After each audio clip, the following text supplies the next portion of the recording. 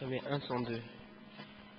Hier soir, avant-hier soir, on a eu la chance de pouvoir écouter, si je peux diminuer un peu, on avait la chance de pouvoir écouter William avant-hier soir sur les témoins de Jéhovah, et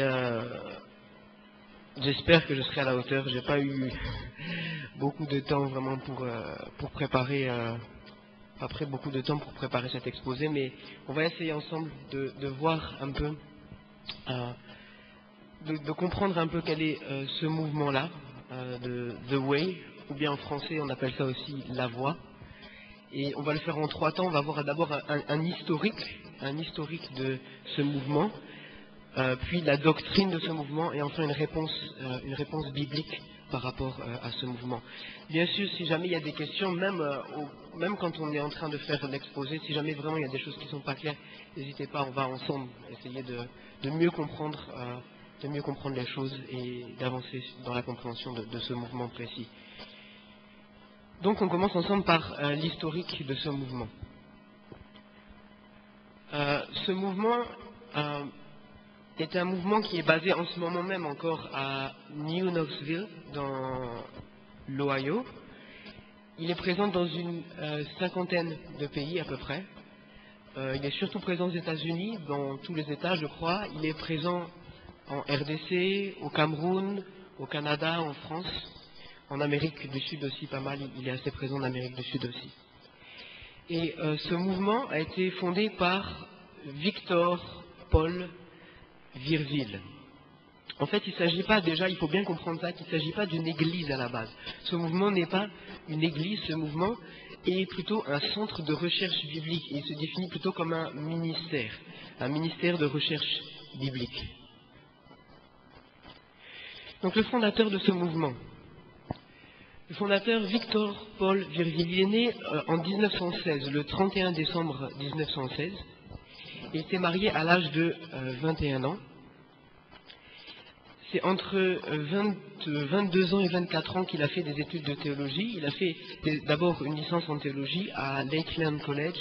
Et il a fait son master en théologie aussi après par la suite à Princeton Theological Seminary.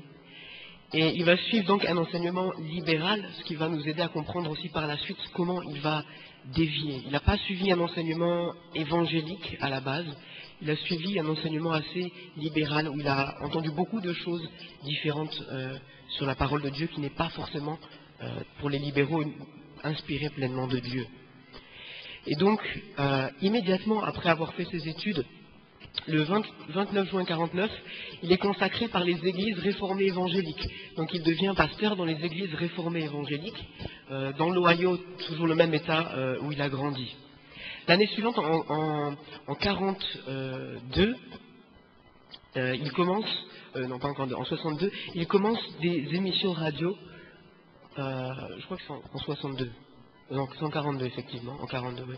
En 42 il va commencer des émissions radio qui vont devenir plus tard The Chimes Hour Youth Caravan en 1947.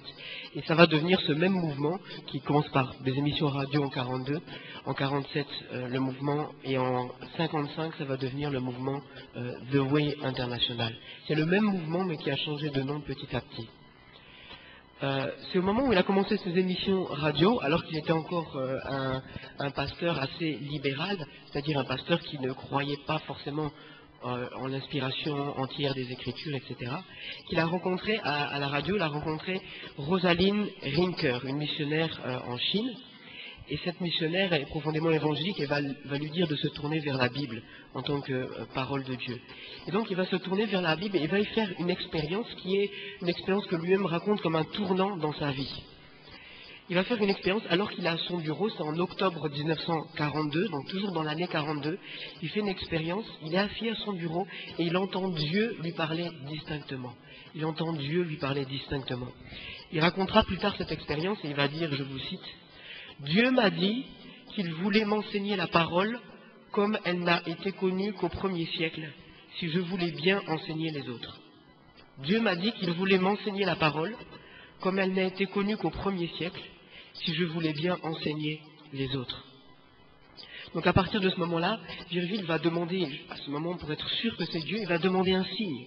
peut-être certains d'entre vous ont fait ça pour être sûr que c'est Dieu qui vous parle. Donc il a demandé un signe, et alors qu'il faisait vraiment très beau à cette époque-là, c'était le mois d'octobre, il a demandé à Dieu qu'il puisse neiger. Il a fermé les yeux, il a prié, et quand il a ouvert les yeux, apparemment, il neigeait. Donc Virgile s'est considéré à partir de ce moment comme un prophète envoyé par Dieu, qui était inspiré de Dieu, comme les apôtres au 1er siècle. On raconte même il raconte lui-même qu'il a même pris 3000 livres qu'il avait dans sa bibliothèque et qu'il a jeté ça et qu'il voulait simplement rester dans la Bible. On va voir par la suite qu'il s'est inspiré de ces rencontres aussi et pas que de la Bible. Dans les années 50, Virgile va commencer à faire plusieurs voyages. Il va faire plusieurs voyages et rencontrer diverses personnes qui vont beaucoup l'influencer. Et c'est surtout ces rencontres quand on va comprendre la personne, la doctrine qui a continué avec The Way. Juste pour vous dire aussi, The Way est présent aussi en Tunisie. Il y a des étudiants qui sont là de The Way, une vingtaine de personnes, plusieurs viennent aussi de temps en temps dans notre église. Et en tout cas, c'est aussi présent en Tunisie. Mais dans les années 50, Virgile, donc, il va faire plusieurs voyages et il va rencontrer des personnes. Et toutes les personnes qu'il va rencontrer, il va s'inspirer de ces personnes. Certains disent même qu'il va plagier, vraiment carrément plagier dans ses écrits, les écrits d'autres personnes. Et il va petit à petit façonner sa théologie avec toutes ces rencontres. Donc, la première rencontre qu'il fait, c'est en novembre 1950. En novembre 1950, il va rencontrer le révérend J.E. Styles. C'est un ex-assemblée de Dieu qui est devenu un pasteur itinérant, qui s'est éloigné des assemblées de Dieu et qui est devenu pasteur itinérant.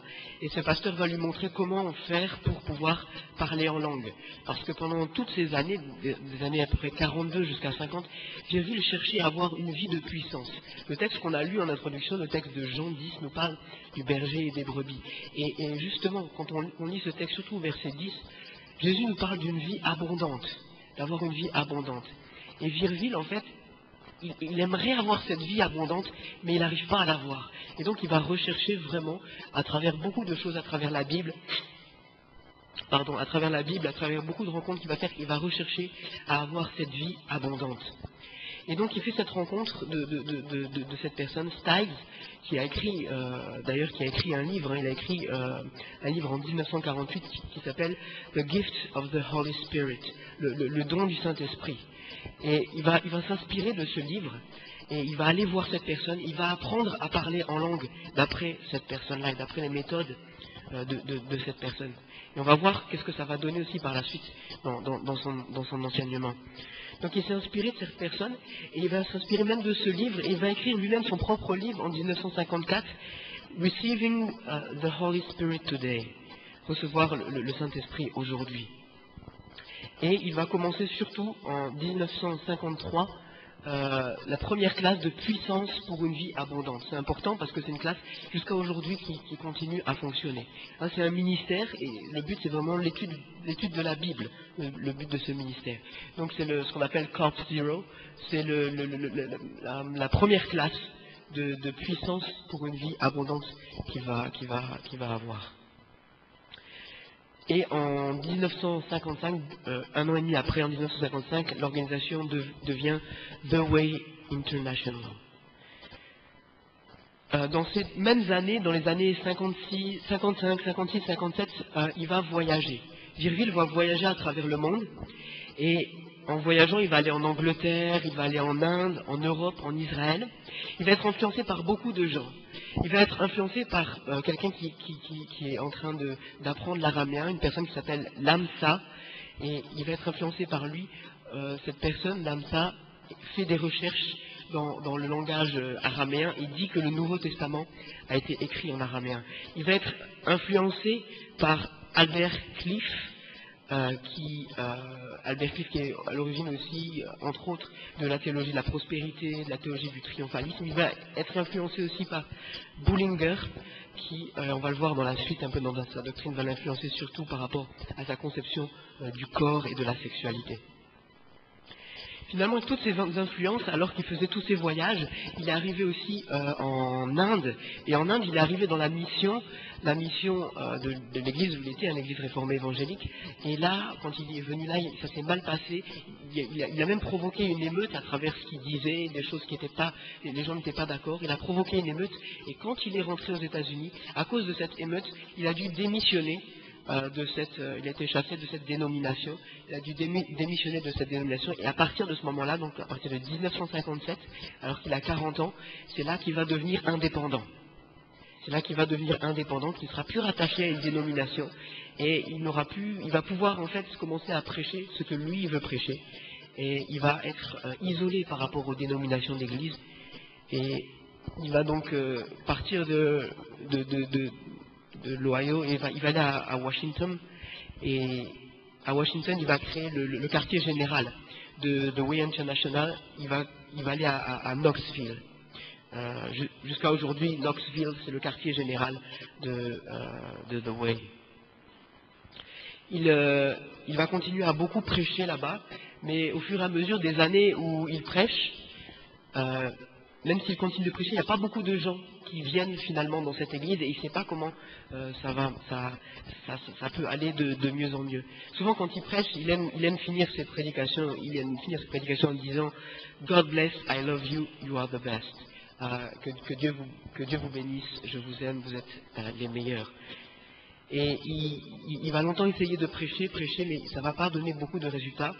Mais à la fin des années 50, avec l'aide de son grand frère, avec une aide de $30,000, il va réaliser un film sur justement la classe de puissance pour une vie abondante. Et avec ce film, il va essayer de distribuer ce film à de nombreuses personnes, et ça va faire petit à petit connaître le mouvement. Virgile va d'abord recruter parmi les Jesus People, et avec les hippies en Californie. Il va aller là-bas, il va souvent aller là-bas dans les années 67, dans les années 68. Il va souvent faire le voyage pour aller voir ces gens-là, et le mouvement aussi, The House of Acts. Et petit à petit, alors que le mouvement des hippies va petit à petit perdre de puissance, à ce moment-là, les anciens responsables de ce mouvement-là, des Jesus People, ces anciens responsables vont devenir des responsables dans l'église The Way. Donc en fait, l'église va commencer à grandir grâce au mouvement hippie, au mouvement Jesus People qui va diminuer, et tous ces gens-là vont venir, progressivement, dans l'église The Way. Et c'est très important de comprendre cela, parce qu'on va voir aussi dans la suite que ça va beaucoup influencer la doctrine du mouvement. Il y a deux personnes qui ont parlé à ce moment-là de l'église naissante The Way. Il y a Gordon Walker qui a dit ceci: je considère Virgile comme un faux prophète. C'est au début des années 70, alors que The Way était petit à petit en train de grandir seulement. Je considère Virgile comme un faux prophète. Je pense que de nombreux jeunes dans The Way sont de vrais chrétiens. Je pense que c'est ce qui est arrivé à Rye, vient du Seigneur, mais si Virgile a sa voix, il la déforme totalement. Je n'ai aucun scrupule à appeler cela une hérésie. Une autre personne a encore dit, David Hoyt, Virgile enseigne que parce que le salut signifie le pardon des péchés passés, présents et futurs, alors nous sommes libres de laisser libre cours à nos désirs pécheurs.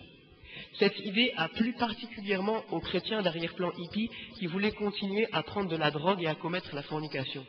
Il me semble que c'est là la raison majeure pour laquelle les personnes ont rejoint The Way, afin d'avoir un Jésus bradé tout en gardant leurs péchés. Le message de la repentance et de l'obéissance n'a pas été mis en avant par The Way. Donc ça, c'est au début des années 70. Pour le moment, je ne vais pas faire de critique, ce n'est pas le but pour le moment. C'est le but, simplement, ensemble, j'aimerais présenter le plus fidèlement possible la manière dont ça s'est développé et la doctrine de ce mouvement. Donc il y a de nombreuses personnes qui ont fini par rejoindre le mouvement, et le mouvement a vraiment beaucoup grandi avec tous ces jeunes qui sont venus. Le ministère est passé d'une recette financière de $20,000 en 1973 à 5 ans après à $10 millions. Donc vraiment, il y a eu une explosion du mouvement pendant ces cinq années-là, de 73 à 78. Surtout grâce aux cours qui étaient payants, les cours de la puissance pour une vie abondante qui étaient payants, et aussi par rapport aux dîmes, parce que c'est obligatoire de donner sa dîme. Avec la croissance du ministère, en 1962, Virville décide d'ouvrir un centre de recherche biblique. Et pendant 10 ans, de 62 à 72, ce centre de recherche biblique va créer beaucoup d'ouvrages. Et avec son équipe à Knoxville, ils vont créer aussi le magazine, The Way Magazine, qui va être un magazine par lequel le mouvement va être beaucoup connu. À partir de, je crois, 1969, le magazine a été publié. Et c'est un magazine qui continue encore aujourd'hui et qui continue encore de bien marcher aujourd'hui même. Donc le mouvement va prendre de l'ampleur au niveau national à partir des années 70. Il va être présent dans chaque État des États-Unis. Il va être présent dans une 50aine de pays, comme on vient de le dire, à travers le monde. Dans la même année, il va mettre en place donc The Way Corps, une formation de leaders qui dure pendant 4 ans. Ces cours sont payants, comme on l'a vu, c'est ça qui va générer beaucoup d'argent, mais bien qu'ils soient payants, ces cours, c'est strictement interdit, et les leaders insistent là-dessus, encore aujourd'hui, c'est strictement interdit de diffuser ces cours-là. On doit prendre ces cours-là, payer pour prendre ces cours-là, mais on ne doit pas diffuser ces cours-là. À partir de 72, alors que Virville est âgé de 55 ans, on commence petit à petit, à partir des années 72, ils vont traduire les ouvrages en espagnol, ils vont commencer à traduire les ouvrages en français et en allemand. Il y a plusieurs titres d'ouvrages que je peux vous donner, parmi les plus importants, Recevoir le Saint-Esprit en 1953, Les chrétiens devraient-ils être prospères en 62, Les 4 personnes crucifiées avec Christ en 62 aussi, Jésus était-il juif, Le péché impardonnable, Le troisième ciel, etc., etc.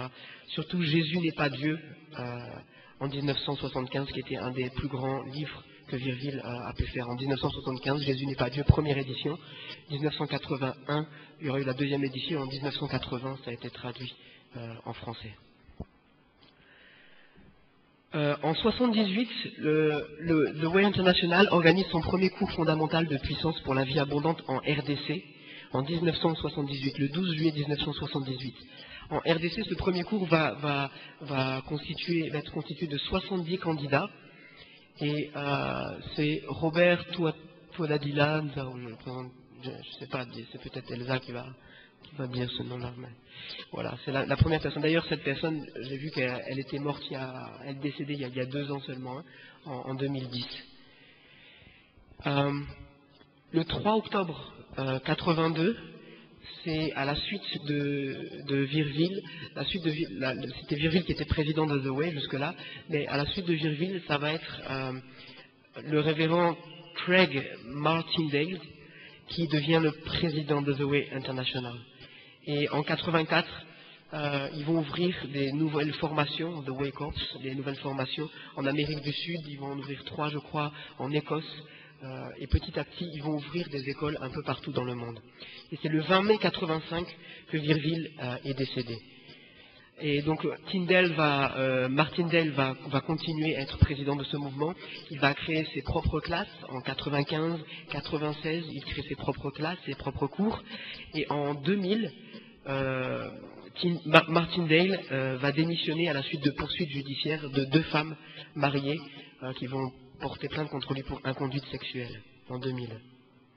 Et le nouveau président maintenant est une femme, Rosalie Rivenbark.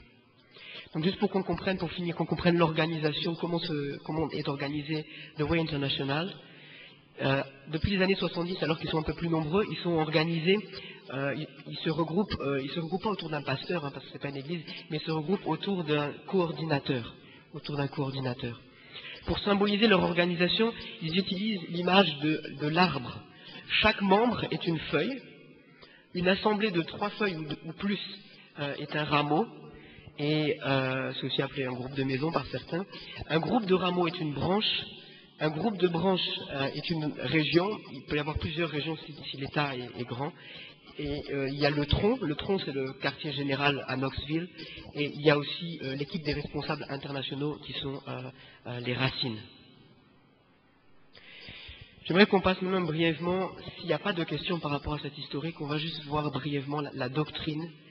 Et j'espère que l'historique va nous aider à comprendre un peu mieux quelle est la doctrine du mouvement. Parce que en ayant vu l'historique, on va voir qu'il y a beaucoup de choses qui sont compréhensibles avec cette historique. Pourquoi la doctrine, elle est comme elle est aujourd'hui dans The Way. Est-ce qu'il y a des questions par rapport à l'historique? Bien, ça va? C'est un peu clair? c'est clair. Donc on va juste essayer de voir ensemble la doctrine, et ça, je sais que ça va petit à petit poser certaines questions. Premier point de doctrine qu'on va voir, on va voir, je crois, 4 points de doctrine ensemble. Le premier point de doctrine qu'on voit par rapport à The Way, on va voir les choses qui diffèrent, hein, c'est le baptême. Donc le baptême, on faisait les baptêmes pour Virville, on pouvait faire les baptêmes avant la Pentecôte, mais à partir de la Pentecôte, il n'y a plus besoin de faire le baptême d'eau. Donc dans l'église de Way, on ne baptise pas, il n'y a pas de baptême d'eau. Parce qu'on dit, si j'ai bien compris leur pensée, ils disent que le baptême du Saint-Esprit, c'est-à-dire la conversion, le baptême du Saint-Esprit est suffisant.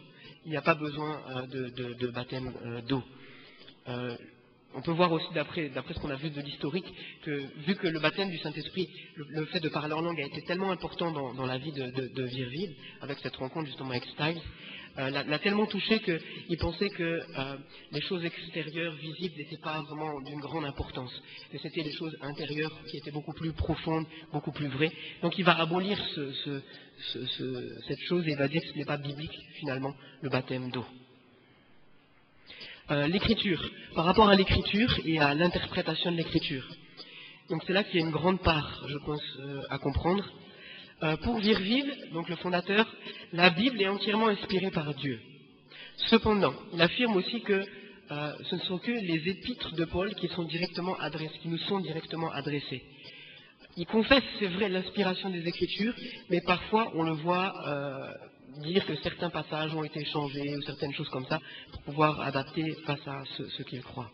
Mais il confesse, assez souvent, il confesse que l'Écriture est parole de Dieu.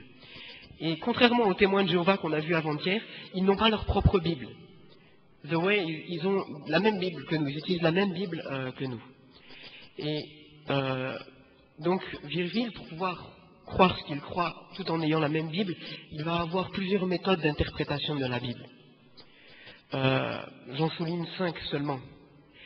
Première chose, il utilise, comme on a vu grâce à sa rencontre avec l'AMSA, il utilise le recours à l'araméen.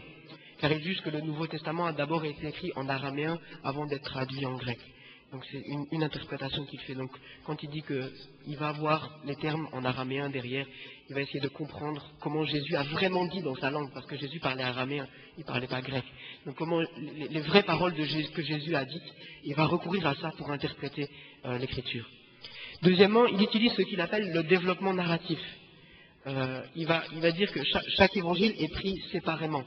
Ça veut dire que si par exemple dans Luc il y a 2 bandits qui sont cloués à la croix, mais dans un autre évangile on dit qu'il y a un qui est cloué sur une croix, il va dire que finalement avec Jésus il y en avait 3 qui ont été cloués. Il additionne en fait, il sépare les évangiles et il additionne.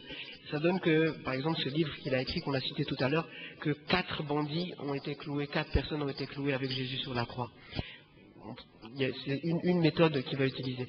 La troisième méthode, il encourage d'utiliser les anciennes versions grecques. C'est-à-dire qu'il ne veut pas qu'on utilise les dernières découvertes par rapport au texte grec, par rapport aux choses comme ça.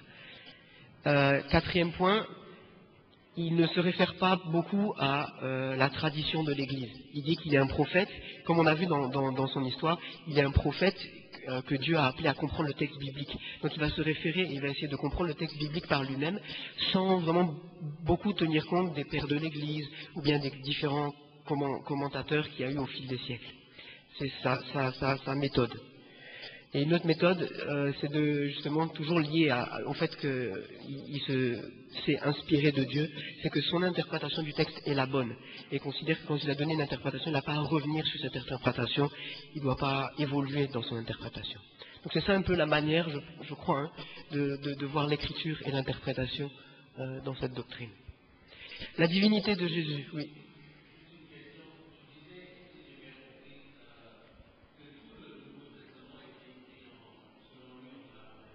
Voilà.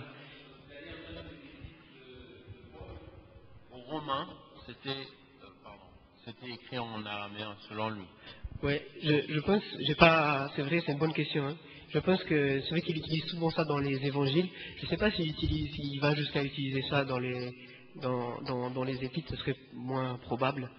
Je ne sais pas exactement en fait s'il l'utilise aussi. Pour les évangiles, c'est sûr qu'il le fait à cause de Jésus. Ça va? D'autres choses, c'est bon. La divinité de Jésus. Qu'est-ce qu'ils croient sur la divinité de Jésus? Alors, leur phrase un peu phare, comme ça vient du livre justement qui est écrit en 75, le livre « Jésus n'est pas Dieu » de Virville, un livre central. Il dit dans ce livre, et ils répondent souvent ça, « Jésus n'est pas Dieu le Fils, mais Fils de Dieu. » Jésus n'est pas Dieu le Fils, mais il est Fils de Dieu. Donc pour eux, Jésus n'existait pas avant sa venue sur terre.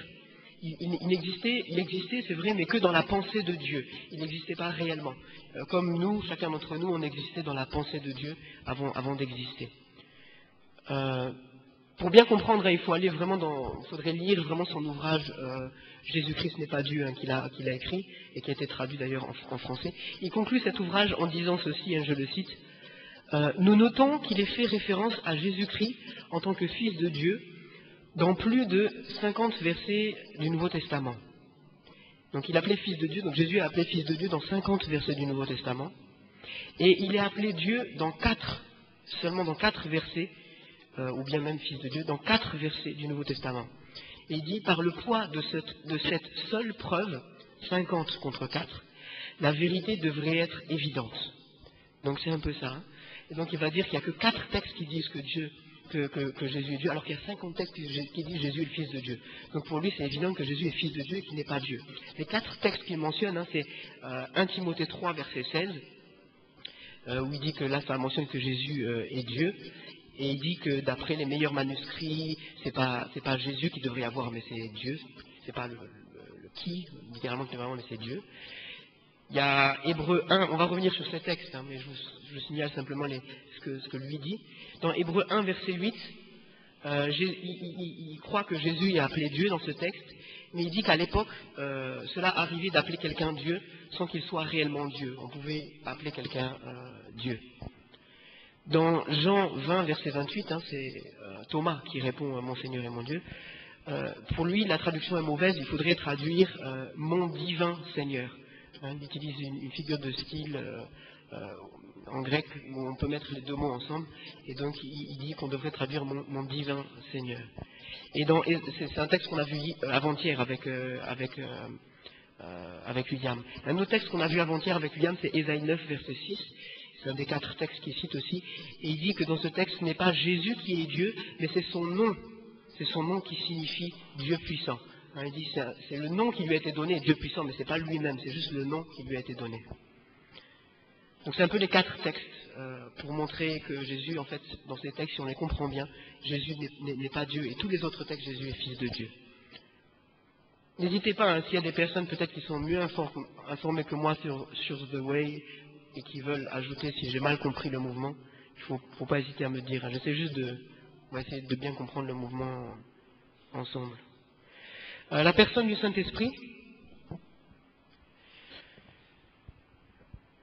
pour Virville et pour le mouvement, le Saint-Esprit avec un grand S et un grand E est différent du Saint-Esprit avec petit s et petit e.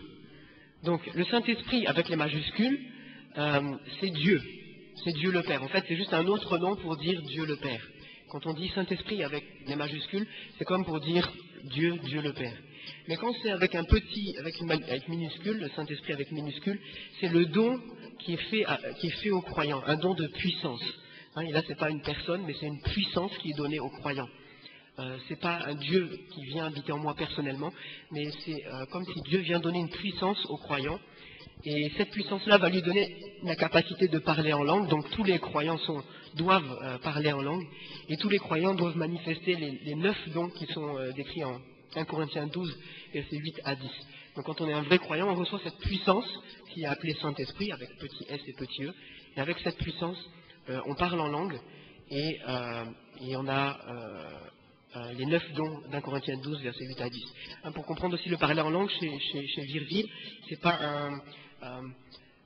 pas quelque chose qui est un don de Dieu, c'est une inspiration profonde intérieure de l'homme, mais c'est quelque chose qui vient de l'homme. Le parler en langue est une inspiration qui vient de l'intérieur de l'homme et qui doit sortir.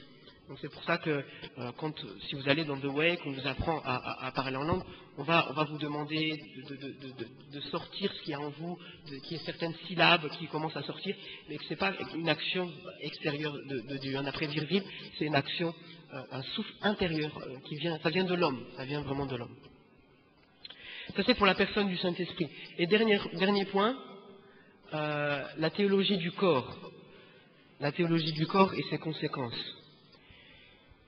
The Way, comme les témoins de Jéhovah d'ailleurs, ne croient pas en l'immortalité réelle de l'âme. En fait, il faut creuser un peu plus profond pour voir d'où ça vient. Virville a commencé à enseigner une classe qu'il a appelée la classe sur la famille chrétienne et le sexe. Donc il a enseigné cette classe, la classe sur la famille chrétienne et le sexe.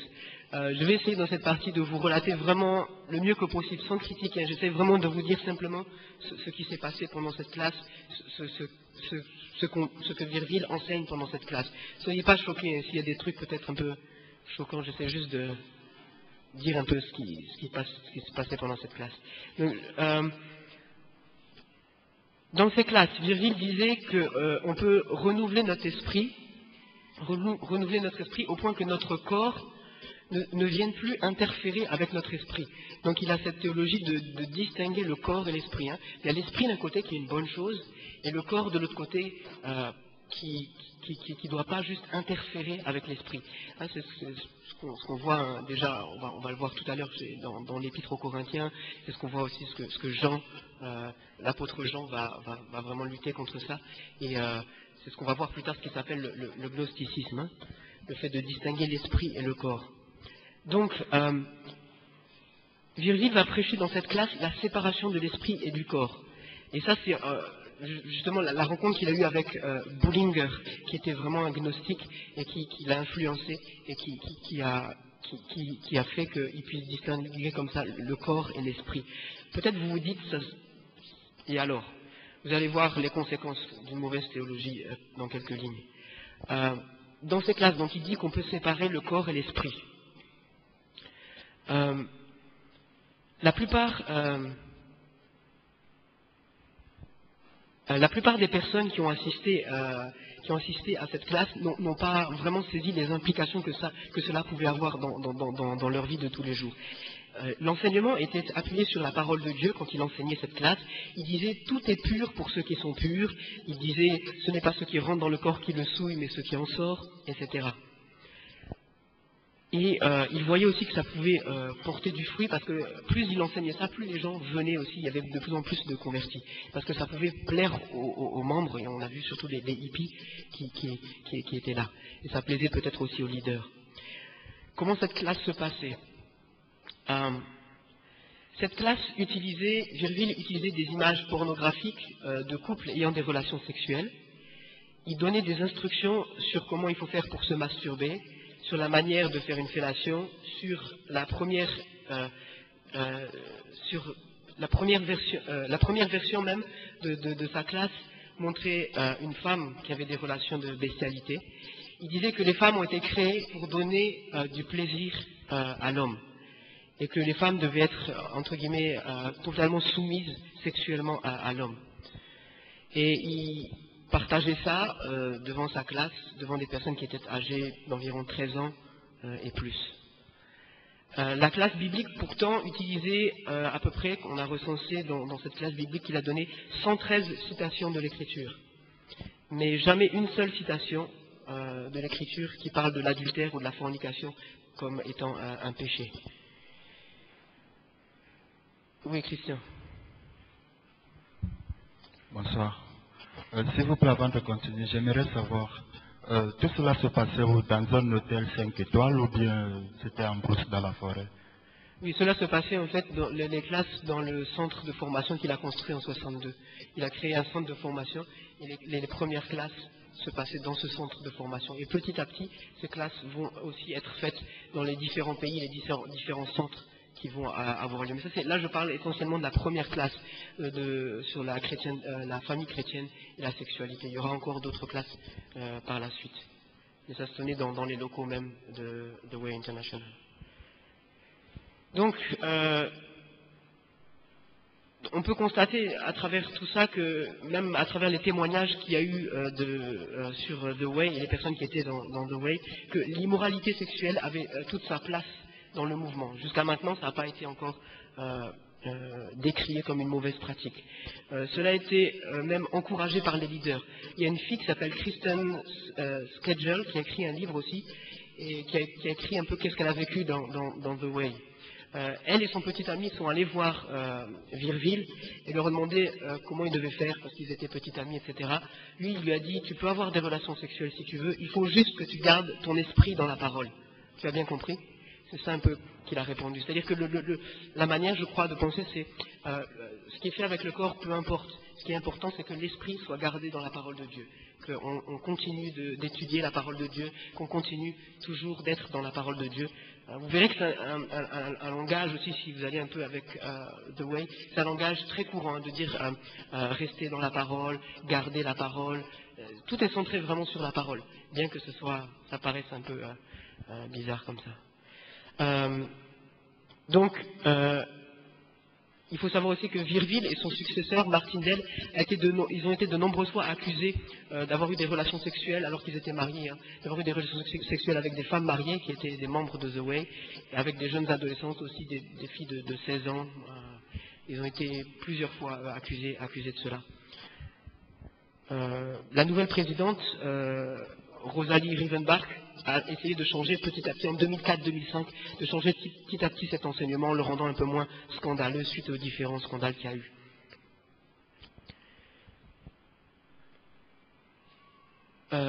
Il faut noter aussi, juste pour finir avec cette partie de doctrine, qu'avec la théologie du gnosticisme qu'on vient de voir, de séparer l'esprit et le corps, qui donne toutes ces choses par rapport à la sexualité, il a aussi, à travers Robert Cliff, il a aussi adopté une théologie de la prospérité. Et surtout à travers le livre de Cliff, qui était en 1951 très important, Let's Go and Let God. À travers ce livre, il s'est inspiré beaucoup de ce livre pour pouvoir vraiment inculquer une théologie de la prospérité, de la même manière qu'il a utilisé la théologie de Bullinger pour pouvoir dire que sexuellement on peut faire ce qu'on veut, il a utilisé aussi la théologie de la prospérité pour pouvoir dire qu'il a le droit de s'enrichir, il a le droit de pouvoir avoir une telle attitude. Moi, je ne vais pas aller beaucoup plus loin parce qu'on va prendre beaucoup de temps sinon, mais ça, c'était une présentation un peu générale de l'historique et la doctrine de The Way. S'il y a des questions sur qu'est-ce que The Way y croit, qu'est-ce qu'ils font, j'aimerais bien laisser la place à quelques questions peut-être, avant qu'on puisse voir la réponse biblique qu'on peut tenter d'apporter à ça. Donc si vous avez des questions par rapport à ce mouvement, The Way, n'hésitez pas, quelles que soient les questions que vous avez.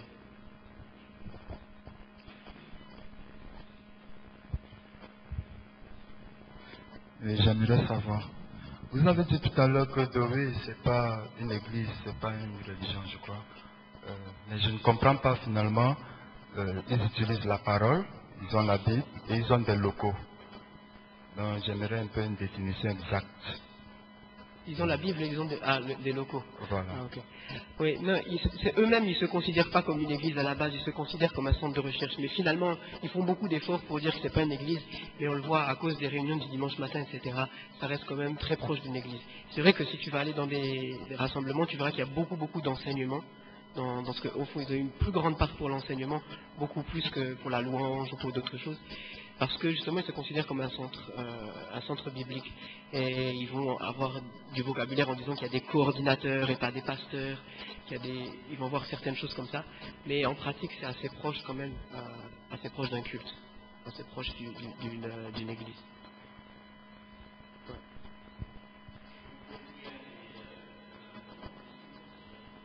Oui, il y a aussi la louange, ils font des cantiques, ils ont des cantiques. Généralement, même quand ils prient aussi, c'est pas tous en même temps, c'est assez à l'ancienne, de ce que j'ai entendu de The Way en RDC. Là, je vous dis de ce que j'ai entendu en RDC, je ne sais pas exactement comment ça se passe, je n'ai pas assisté aux États-Unis ou ailleurs, mais qu'il y a quand même des cantiques, des louanges, mais que ça prend vraiment une place minime par rapport à l'enseignement qui prend une place beaucoup plus importante.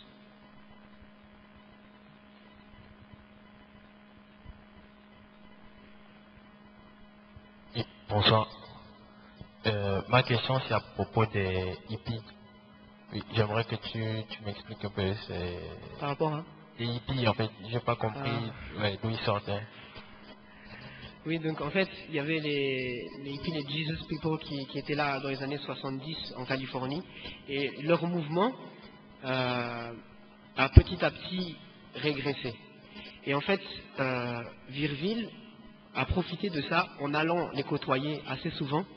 Il est allé même, on dit, il a pris sa moto, il est parti en Californie, de l'Ohio, il est parti en Californie en moto, il a mis des autocollants Jésus sur son truc, sur sa moto, tout ça, et il est allé là-bas, et puis il s'est fait beaucoup d'amis là-bas, il s'est fait connaître là-bas, surtout aux années 67, 68. Et puis, en faisant tout ça, quand le mouvement a diminué, et surtout ce qu'on appelle la maison des actes, comme les actes des apôtres, là, qui était là, elle est allée au Mexique par la suite. Et donc, les responsables, ils ne sont pas allés au Mexique. Et donc, la plupart des responsables, il les a récupérés, si tu veux. Et les deux grands responsables qui étaient les responsables de ce mouvement-là, il a pris un pour le mettre responsable de The Way East, et un pour The Way West. Donc, ils sont devenus responsables de The Way, si tu veux. Donc, ça explique qu'en fait, beaucoup des premiers membres, pourquoi ça a grandi The Way, ça a grandi à travers les hippies, et à travers ces gens-là. Qui étaient les hippies, c'est plus, si tu veux, par rapport à la fornication et la drogue. Il y a beaucoup de choses dans ce sens-là. Et donc, c'est pour ça aussi qu'il a pu adopter une théologie, comme on a dit, où il y a le corps d'un côté et l'esprit de l'autre. Comme ça, il peut dire qu'on garde toutes les choses spirituelles, parce que le corps, c'est pas vraiment important. Et donc, vous pouvez venir, même si vous êtes drogué, vous faites la fornication, ça c'est que votre corps, mais votre esprit peut être vraiment sauvé, etc., etc. Donc, c'est un peu ça le lien, je pense, entre les deux. Et c'est important de voir comment ça a grandi, parce qu'on voit aussi les répercussions pour nous aujourd'hui, quand on voit bien les origines du mouvement. Bonsoir. Tout à l'heure, vous avez dit que ils ne se définissent pas comme une église et tout ça. Je voudrais savoir pourquoi. Est-ce que c'est l'idée qu'ils n'aiment pas, ils sont contre ça? Excusez-moi, j'ai pas bien entendu. Je dis tout à l'heure en parlant, vous avez dit que le mouvement ne se considère pas comme une église en fait. Ils disent qu'ils ne sont pas une église, je pense. Je veux savoir pourquoi en fait. Est-ce qu'ils sont contre l'idée d'une église? Oui, ça c'est une bonne question. Je ne sais pas exactement pourquoi on pourrait se poser la question. Est-ce que c'est parce que c'est quelque chose de visible? Je ne sais pas. Il a tout de suite été, Virville a tout de suite été attiré par tout ce qui est de la recherche de point de vue théologique. Il a eu aussi son doctorat, je n'ai pas mentionné, mais en 48, il a eu son doctorat aussi en théologie, c'est ça qu'on peut l'appeler docteur. Et il a toujours voulu vraiment centrer la vie des personnes sur la recherche biblique. C'était ça vraiment son but. Parce qu'il dit qu'il est un prophète et que lui, le but qu'il a dans la vie, là, que Dieu lui a donné, en tout cas, c'est d'enseigner l'écriture. C'est pas d'être un pasteur forcément, mais c'est vraiment d'enseigner. Et même la plupart de The Way l'appelaient The Teacher, l'enseignant. C'est comme ça qu'il était appelé. Et si tu veux, je pense que ça doit découler beaucoup de la mission qu'il a reçue, qu'il pense avoir reçue de Dieu, tu vois.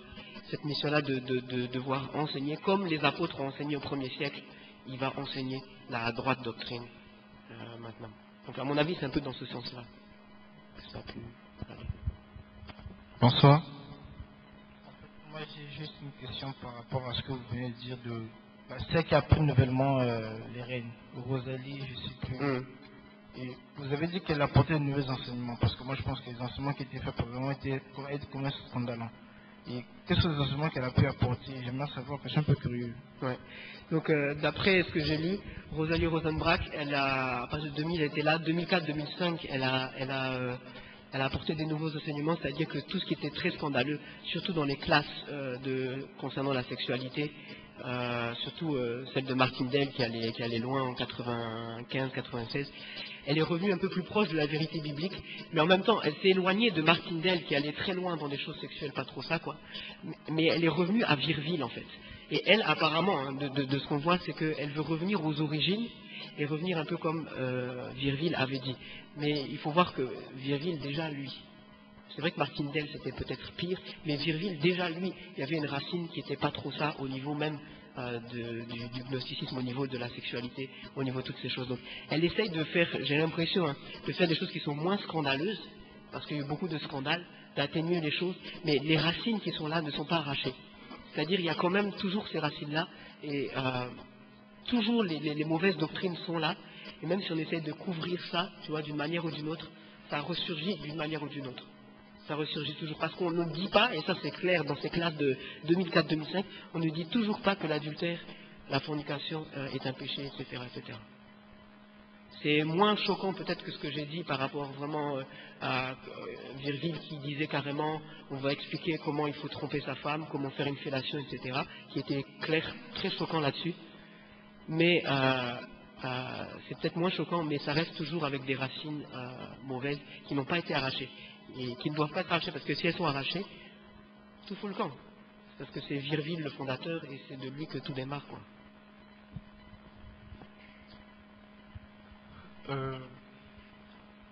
Pour moi, si l'OE ne veut pas être une église, donc c'est pas un problème. Ils ne sont pas une église, mais ils ne sont pas une église, c'est tout. Il ne faut pas pinailler là-dessus. Maintenant, ils disent qu'ils sont une classe d'études. Mais pensons aussi ce qu'ils enseignent pour voir si c'est correct par rapport à la parole de Dieu. Moi, je crois que c'est ça le jeu. Donc, si l'OE dit qu'ils ne sont pas une église, je suis d'accord avec 100%, je vote. Moi, ils ne sont pas une église. Ils sont une classe d'enseignants. Ok. Ce qu'ils enseignent, est-ce que c'est correct? Est-ce que c'est bibliquement posé? C'est une question. C'est ce qu'on va essayer de voir dans la prochaine partie.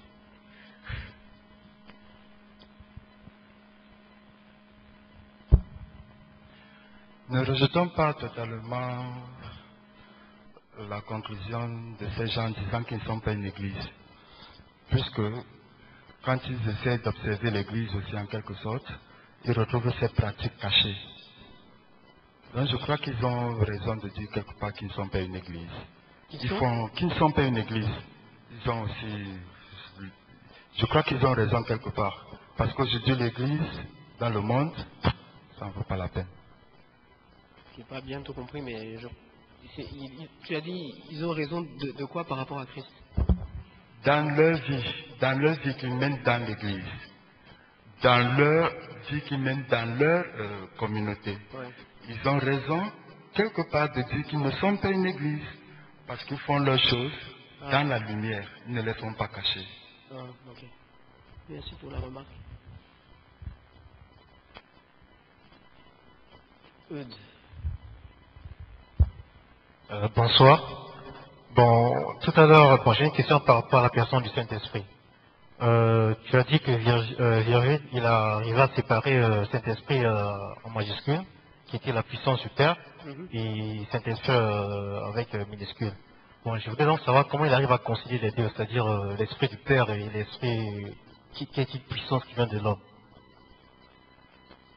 Vraiment, les baffes sont tournées vers vous, ça fait que j'entends pratiquement rien. Mais je comprends que ça touche le Saint-Esprit. Et c'est la question à la fin, tu as dit pourquoi... Comment il arrive à concilier les deux? Comment il arrive à concilier les deux? Oui. Le fait qu'il y ait le Saint-Esprit en haut et le Saint-Esprit qui est donné. Oui, c'est-à-dire qu'il y a la puissance intérieure même de l'homme. Oui, donc en fait, si j'ai bien compris ta pensée, c'est que le Saint-Esprit majuscule, c'est Dieu le Père en fait, c'est la même chose. C'est juste un autre nom, mais c'est Dieu le Père. Donc ça c'est Dieu. Voilà. Et maintenant, il dit que Dieu va envoyer une puissance, donc c'est pas Dieu lui-même, c'est une puissance qu'il envoie, pour que le croyant, avec cette puissance, puisse faire certaines choses comme parler en langue et avoir les 9 dons d'un Corinthiens 12, etc., etc. Donc il me semble que ça se concilie quand même, hein, dans ce sens-là où c'est pas deux choses distinctes, les deux Saint-Esprit là. Il y a une manière de parler Saint-Esprit qui veut dire Père, et une manière de parler qui désigne la puissance. Il distingue entre ces deux manières-là de parler.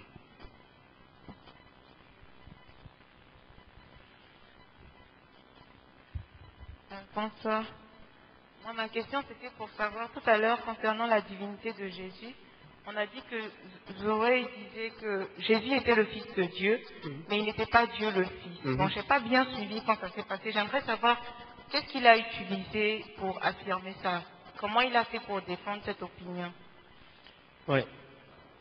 Bon, je ne vais pas reprendre tout ce que j'ai dit. En fait, le truc central qu'il dit, c'est que il y a 50 versets qui disent que Jésus est fils de Dieu, et il y a 4 versets qui disent seulement que Jésus est Dieu. Et d'après ça, elle va dire que, alors ça veut dire vraiment 50 versets là, Jésus est fils de Dieu. Mais les 4 versets qui disent Jésus est Dieu, il va les analyser, et en les analysant les uns après les autres, il va montrer qu'en fait dans ces versets, si on les comprend bien, Jésus n'est pas Dieu. Donc il essaie de montrer ces 4 versets là, que Jésus, en fait si on les comprend bien, Jésus n'est pas Dieu, comme j'ai montré tout à l'heure. Soit il dit que c'était une manière d'appeler dans Hébreux 1.8, soit en Jean 20.28 il dit mon divin Seigneur, soit en Ésaïe 9 verset 6 il dit que c'est le nom de Jésus qui est Dieu puissant, mais pas Jésus lui-même. Donc c'est ça un peu sa manière d'expliquer les versets là. Et la plupart des autres versets montrent que Jésus est fils de Dieu, donc Jésus est fils de Dieu, mais il n'est pas Dieu, le Fils. C'est ça un peu, je crois, sa manière d'argumenter dans son livre. Ça fait 180 pages à peu près, son livre Jesus Christ is not God.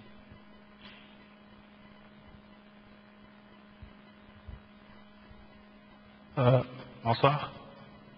Moi, ce que je comprends pas, c'est que ils disent que ils utilisent vous dites qu'ils utilisent la même Bible que nous. Donc, ils ont connaissance de la parole de Dieu, qui est la Bible, n'est-ce pas? Donc, ce que je comprends pas, c'est que pour les gens qui disent que ils lisent la Bible et ils comprennent la Bible, ils disent que c'est un centre de recherche. Comment peut-on affirmer que Jésus n'est pas Dieu, mais il est le Fils de Dieu, alors que Jésus lui-même dans la parole affirme qu'il est Dieu? Donc, est-ce que ça fait de Jésus un menteur? Et c'est ce que je viens de répondre, je pense, un peu à Ludwig. Mais c'est vrai qu'on peut se poser quand même la question, c'est pour quelqu'un qui est censé être... C'est une question qu'on se pose, et je vais essayer de répondre, je pense, dans la prochaine partie. Comment, vraiment, dans une organisation qui est censée vraiment, et ils le disent et ils le répètent toujours, être ancré dans la parole, vouloir vraiment comprendre la parole, et même les classes qu'il fait, il y a beaucoup de citations de versets, etc. Comment une personne et des personnes, et les personnes qui sont dans The Way en ce moment, que ce soit ici à Tunis, que ce soit The Way en RDC, au Canada, en France ou ailleurs, comment des personnes qui sont, ils ont la même Bible que nous, et on les invite à toujours revenir à la Bible, comment ils peuvent ne pas voir ce que nous on considère comme évident? Et c'est ce que j'ai essayé de montrer à travers l'interprétation qu'ils font. Ils ont toujours l'interprétation qui prévaut, qui est la plus importante, c'est celle que Virville ou celle que les headquarters, à Knoxville, là, le tronc, on appelle ça, les chefs, les dirigeants, quoi. C'est cette interprétation qui est la bonne interprétation. Et ils donnent des interprétations qui sont vraiment scientifiquement, c'est très, très recherché, quoi. Et si tu lis le livre, là, toi-même je te connais, Sidney, si tu lis le livre, là, tu vas voir que, franchement, c'est très recherché, la manière dont ils voient l'interprétation, la manière dont ils disent pas des choses, ils interprètent avec l'araméen derrière, avec tel manuscrit, que ceci, cela, avec telle chose, et chacun d'entre nous ici, on n'est pas spécialiste en théologie, même moi, là, sur certaines choses, en tout cas, là, j'ai du mal à comprendre ou à bien vouloir argumenter contre ça, quoi. Et donc, c'est à travers ça, il me semble, mais c'est ce qu'on va voir dans la prochaine partie, qu'il y a cet aveuglement qui est là, quoi.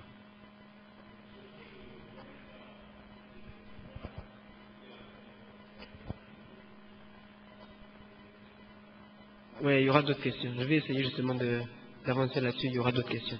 Donc on va reprendre un peu les choses juste dans l'ordre, rapidement. Et on va prendre déjà le baptême.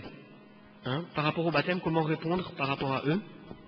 Il faut comprendre que l'Écriture ne confond pas, ni ne remplace d'ailleurs, le baptême d'eau avec le baptême du Saint-Esprit, comme semble le faire Virville. Virville semble dire que vu qu'il y a maintenant le baptême du Saint-Esprit, alors le baptême d'eau, on peut laisser ça.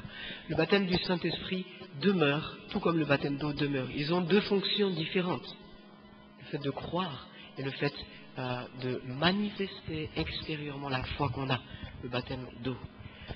Plusieurs textes d'ailleurs nous parlent d'ailleurs d'un baptême d'eau après la Pentecôte, si on regarde. On connaît ces textes-là. Vous connaissez l'exemple par exemple d'Acte 8, c'est l'Éthiopien qui est baptisé d'eau, c'est après la Pentecôte. Vous connaissez l'exemple du geôlier et de sa famille, Acte 16, verset 33. Vous connaissez aussi les épîtres. Dans les épîtres, on voit Romains 6 qui fait référence au baptême d'eau clairement. 1 Pierre 3, 21 qui fait référence aussi à un engagement, baptême d'eau comme un engagement. Donc il y a plusieurs textes, il me semble, qui vont vraiment dans le sens de dire que le baptême d'eau demeure une chose que Jésus a enseignée, Matthieu 28, verset 19, a enseigné à ses disciples. Et il n'a pas enseigné juste avant la Pentecôte, mais on voit clairement qu'après la Pentecôte, dans le récit des actes et dans les épîtres, il y a encore ce baptême d'eau qui est présent. Et tout au long de l'histoire de l'Église, ce baptême d'eau est présent des premiers siècles jusqu'à aujourd'hui. Donc vraiment, je crois qu'au niveau du baptême, l'Écriture est vraiment claire. Si vous avez des questions, vous gardez ça. Hein. Deuxième point, on a vu l'Écriture et l'interprétation. Donc contrairement aux témoins de Jéhovah, on a vu que Zoé, ils n'ont pas une autre Bible. Mais comment font-ils, et c'est là la question un peu on vient de citer, comment font-ils alors pour que leur doctrine tienne? Comment font-ils avec la même Bible? Avec la même Bible que nous, ils arrivent à tenir cet enseignement et tout le monde arrive à croire fermement à cet enseignement. Je crois que c'est là que gît vraiment une bonne partie des malentendus par rapport à The Way. Ils utilisent des méthodes qui sont apparemment très académiques, très intellectuelles, et c'est ça, il me semble, si on va vraiment voir là-dedans, qu'on arrivera à comprendre là où tout peut être défait. S'il n'y avait pas cette apparence vraiment d'un enseignement académique, intellectuel, avec des recherches sérieuses, etc., s'il n'y avait pas ça, vraiment personne n'oserait croire en ça. Avec la même Bible, de dire que Jésus n'est pas Dieu, de dire des choses comme il dit. Mais donc, ils utilisent des raisonnements qui ont l'air en tout cas très, très intellectuels, et ils arrivent à travers le grec, l'araméen, etc., vous mener en bateau pour vous faire croire des choses qui en fait ne sont pas vraies. Mais si, et je pense que c'est aussi important, hein, c'est vrai que des gens disent non, bon, tout seul avec ma Bible je peux réussir. Je crois sincèrement que Dieu a donné aussi des enseignants à son Église. Et qu'il est important aussi de pouvoir se référer à ces enseignants que Dieu a donnés pour pouvoir contrer ces personnes-là. Peut-être vous personnellement, peut-être moi personnellement, je n'arriverai pas forcément à déjouer ce qu'il va dire, ce qu'il va argumenter. Peut-être pas toujours, peut-être des fois vous y arriverez, mais peut-être pas toujours. Je crois que c'est important, justement, de pouvoir être en communauté. Et il y a des enseignants dans l'Église, il y a des enseignants même dans l'Église universelle qui peuvent vraiment nous aider à voir qu'est-ce qui est faux dans cette analyse-là que telle personne ou telle personne fait. Quelques pistes de réponse. Premièrement, il va très souvent utiliser des mauvaises traductions de certains mots-clés. Il y a des mots-clés qui va traduire d'une certaine manière et qui ne devraient pas être traduits d'après les dictionnaires bibliques, ne devraient vraiment pas être traduits de cette manière-là. Il va utiliser, comme on a vu, l'araméen, ce qu'on appelle la Peshitta, et il va utiliser l'araméen, et malheureusement, pour lui, l'araméen déjà est une version qui est incomplète, la Peshitta est une version incomplète, et n'est pas la meilleure version qu'on a dans les meilleurs manuscrits, ne fait pas partie des meilleurs manuscrits qu'on a, c'est une traduction justement. Et une chose qui est importante à comprendre, cette théorie est vraiment, vraiment remise en cause par beaucoup de scientifiques de prendre l'araméen qu'il y a dessous le grec. Cette méthode-là, on est vraiment contre ça. Et déjà, quand on comprend l'inspiration, c'est l'inspiration des textes. Quand on dit que la Bible est inspirée, ce n'est pas les paroles que Jésus a dites en araméen qui sont inspirées. Ce qui est inspiré, c'est les textes que les paroles, que les auteurs ont mis par écrit.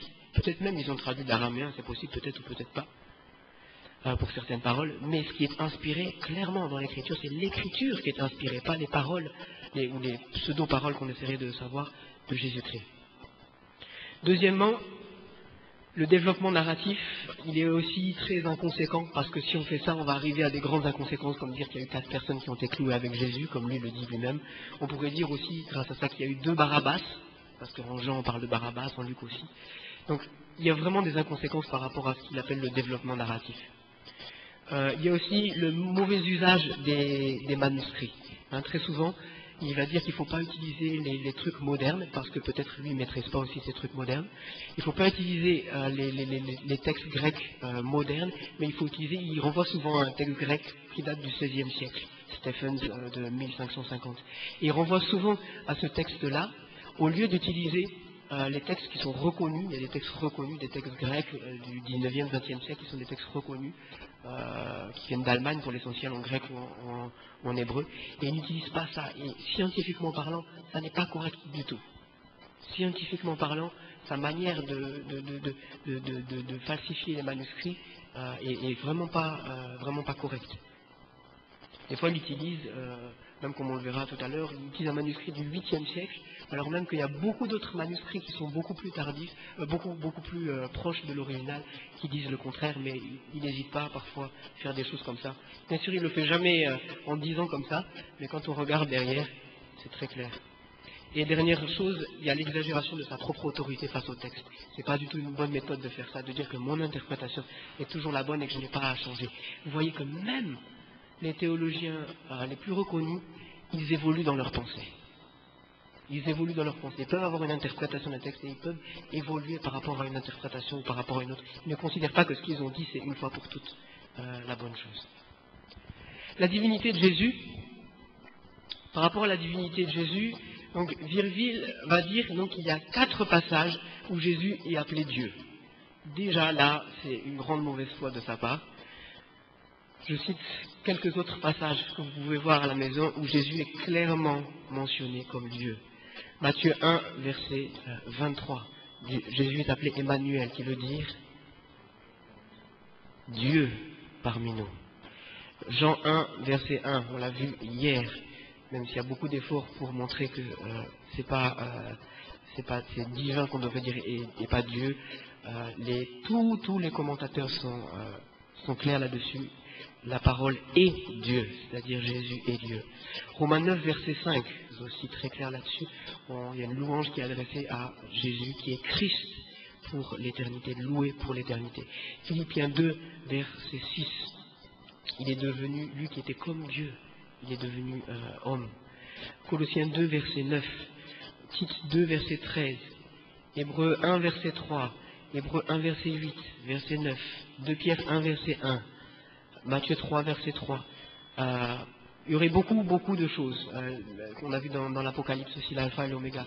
Il y a beaucoup de textes qui parlent comme ça. Et il oublie complètement ces textes. Encore une fois, la méthode qu'il applique n'est pas rigoureuse quand on prend vraiment les textes à la base. Tous les textes qui citent... Jeff, tu peux baisser un peu le son, s'il te plaît. Tous les textes qui citent... qui dit Jésus est Seigneur. Il faut comprendre que quand on dit Jésus est Seigneur, c'est qu'on dit Jésus est Dieu. Pourquoi? Parce que le mot Seigneur, dans l'Ancien Testament, ça désigne qui? Ça désigne Dieu. C'est exactement le même mot qui est utilisé en grec dans l'Ancien et en grec dans le Nouveau Testament. Le mot Kyrios, le mot Seigneur. Et on dit que Dieu est Seigneur dans l'Ancien Testament, et dans le Nouveau Testament, Jésus est Seigneur, le même mot. Et c'est très clair que parfois, il y a des connotations de ce mot qui veulent dire simplement, comme aujourd'hui, monsieur, mais parfois, d'après le contexte, on cite clairement le texte de l'Ancien Testament. On dit, on parle de Dieu et on l'applique à Jésus-Christ. Donc c'est clairement que, d'après ces textes-là, il y en a beaucoup d'ailleurs des textes comme ça. D'après ces textes-là, Jésus est Dieu.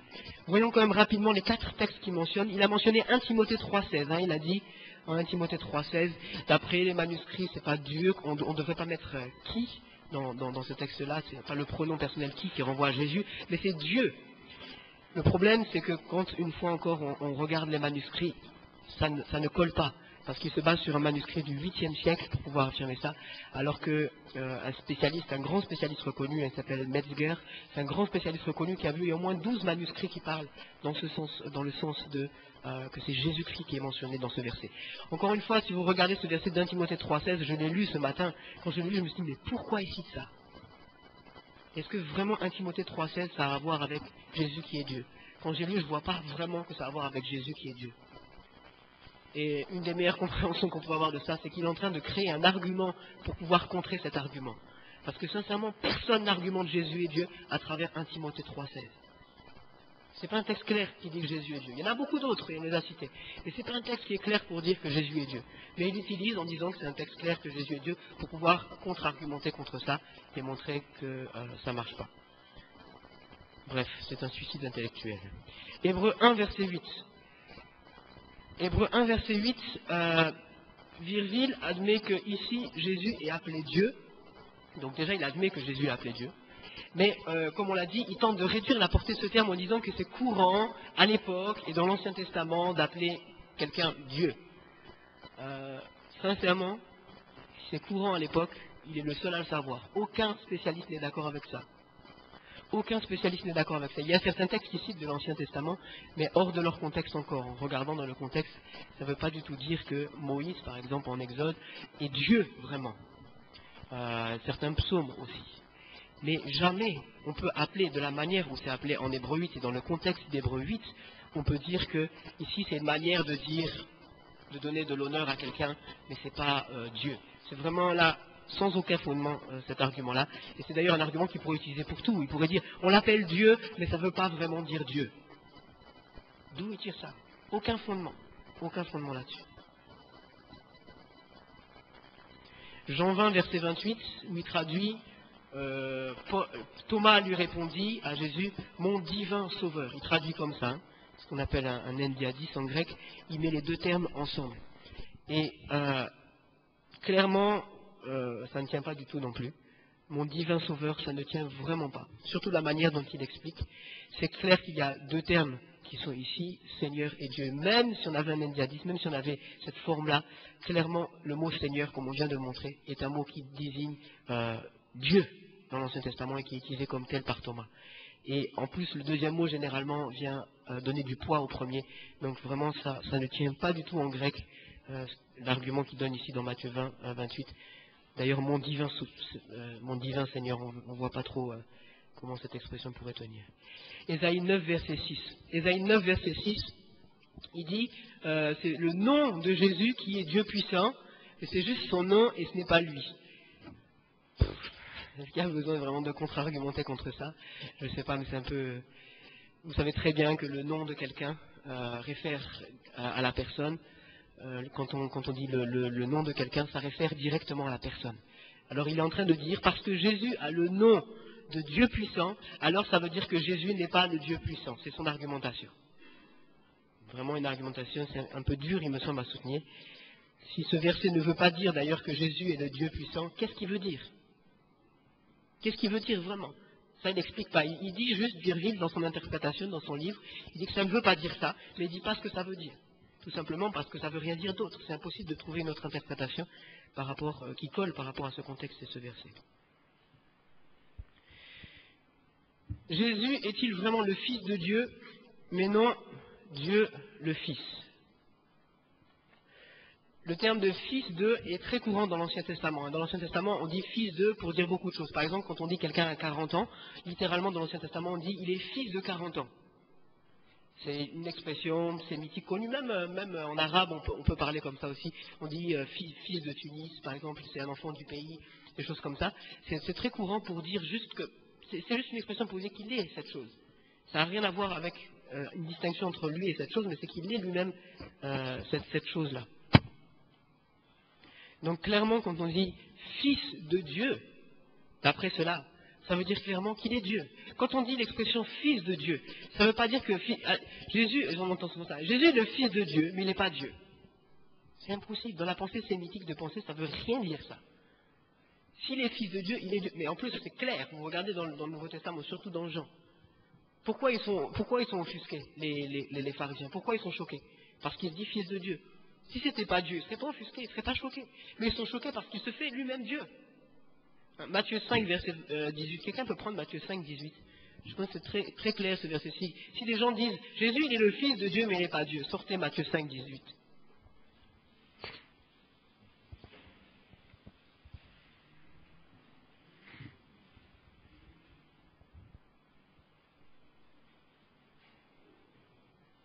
Quelqu'un peut lire à voix forte, haute et intelligible.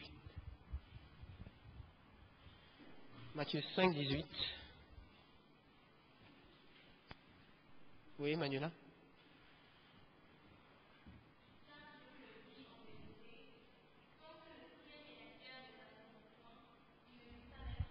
La loi, un seul iota ou un seul trait de lettre. Excusez-moi, c'est Jean 5, 18, pas Matthieu 5, 18.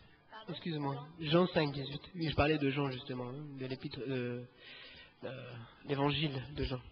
Jean 5, 18. C'est aussi un beau verset, hein, ne disparaîtra pas. Ça n'a pas à voir, hein, mais... À cause de cela, les Juifs cherchent encore plus à le faire mourir. Non seulement parce qu'il violait le sabbat, mais parce qu'il appelait Dieu son propre Père. se faisant lui-même égal à Dieu. Là, quand même, c'est très clair. Hein. Pourquoi il voulait le tuer? Parce qu'il appelait Dieu son propre Père, se faisant ainsi l'égal de Dieu. Jésus, fils de Dieu, mais pas Dieu, ça ne tient pas. Certains vont dire aussi, ah non, mais Jésus est le fils de Dieu, comme nous, nous sommes fils de Dieu. Mais il faut comprendre déjà qu'il y a beaucoup de différences. Nous ne sommes pas fils de Dieu de la même manière que Jésus est fils de Dieu. Jamais Jésus n'utilise le terme, il dit notre Père. Enfin, je parle, bien sûr, il y a le notre Père, mais quand il dit notre Père, est-ce qu'il dit mon Père et le vôtre? Il dit notre Père, dites notre Père. C'est-à-dire toi et toi, là, c'est votre Père, mais ce n'est pas le même Père, la même manière dont moi je fais. Hein, quand il dit dites notre Père. Jamais il dit notre Père en disant, c'est-à-dire mon Père et ton Père, là, c'est le même. On dit notre Père, on a la même relation envers le Père. Jamais. Il dit toujours votre Père, ou il dit mon Père. Mais il dit jamais notre Père. On a la même relation à Dieu. C'est une chose. Deuxième chose, dans l'évangile de Jean, vous verrez qu'il y a une distinction des termes. Peut-être on ne le voit pas en français, mais c'est clair en grec. On dit, si en français même on peut le voir, parce qu'on dit que Jésus il est toujours appelé fils de Dieu. Et nous, dans l'évangile de Jean, les chrétiens, ne sont jamais appelés fils de Dieu. Chez Jean, les croyants sont appelés enfants de Dieu. Hein, il y a un seul fils de Dieu et nous sommes enfants de Dieu. Et Jean veut vraiment faire la distinction à travers ça. Paul aussi fait, je crois, la distinction à travers ça dans Romains 1. Dans Romains 1:3, Paul il distingue le fils de Dieu par nature et ceux qui sont fils de Dieu par adoption dans Romains 8, 15, 23, etc. Pourquoi c'est important? Pourquoi c'est important qu'on croit que Jésus est Dieu vraiment? Est-ce que vraiment c'est important? Parce qu'il y a des gens, ils disent, hein, j'ai discuté même, c'était quand, il y a quelques jours en tout cas, avec quelqu'un qui était de The Way, et qui me disait, non, vraiment de toute façon c'est pas très important, qu'il soit vraiment fils de Dieu, ou qu'il soit Dieu, ou pas vraiment Dieu, en tout cas, bon, c'est pas vraiment important. Pourquoi c'est vraiment important? Ne pas croire que Jésus est Dieu, ça empêche de croire que Dieu t'a sauvé. Tu peux même pas dire, Dieu m'a sauvé. Parce que si c'est Jésus qui t'a sauvé et que Jésus n'est pas Dieu, alors c'est un homme qui t'a sauvé, ce n'est pas Dieu qui t'a sauvé.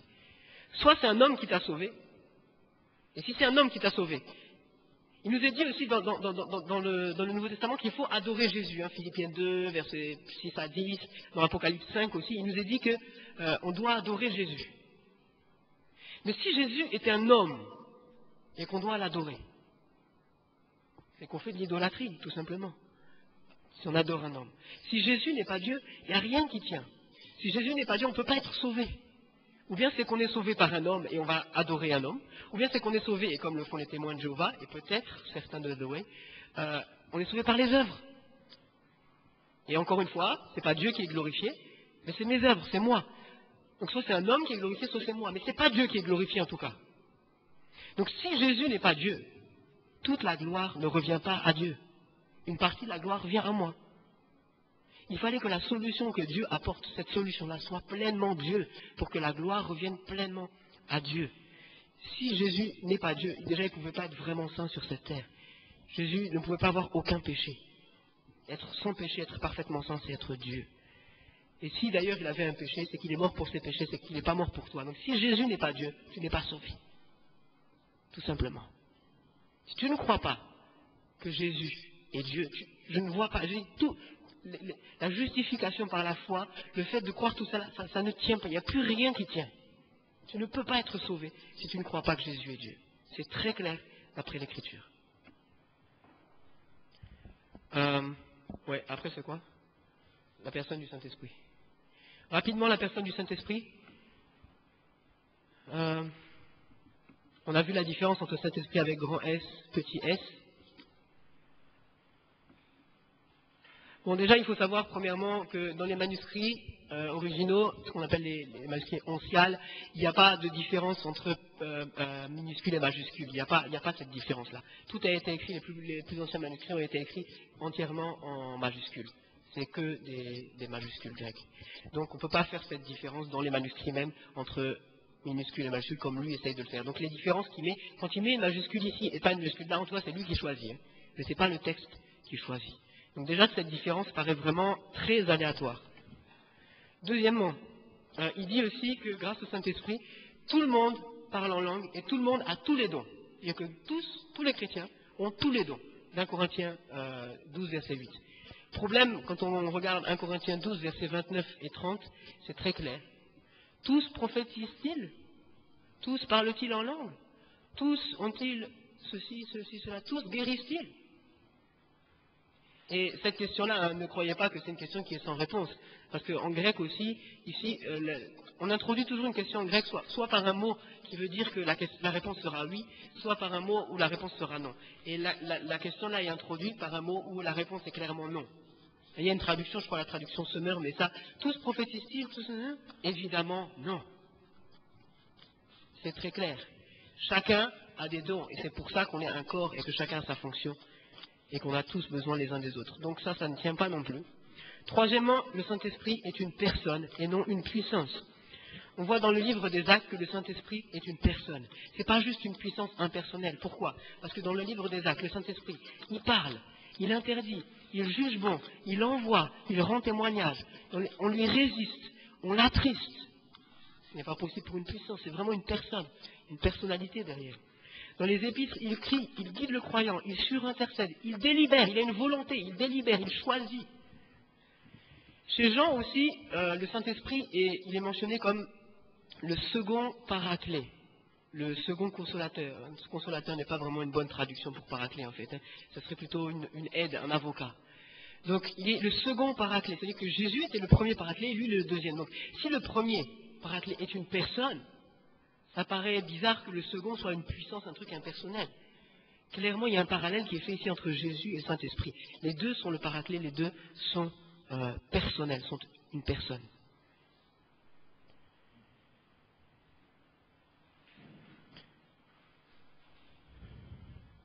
On finit par la théologie du corps et ses conséquences. On peut voir à Corinthe que le fait de négliger son corps a mené déjà deux types de déviance, hein, le fait de séparer le corps et l'esprit. On dit l'esprit, c'est ça qui est important, le corps, c'est pas important.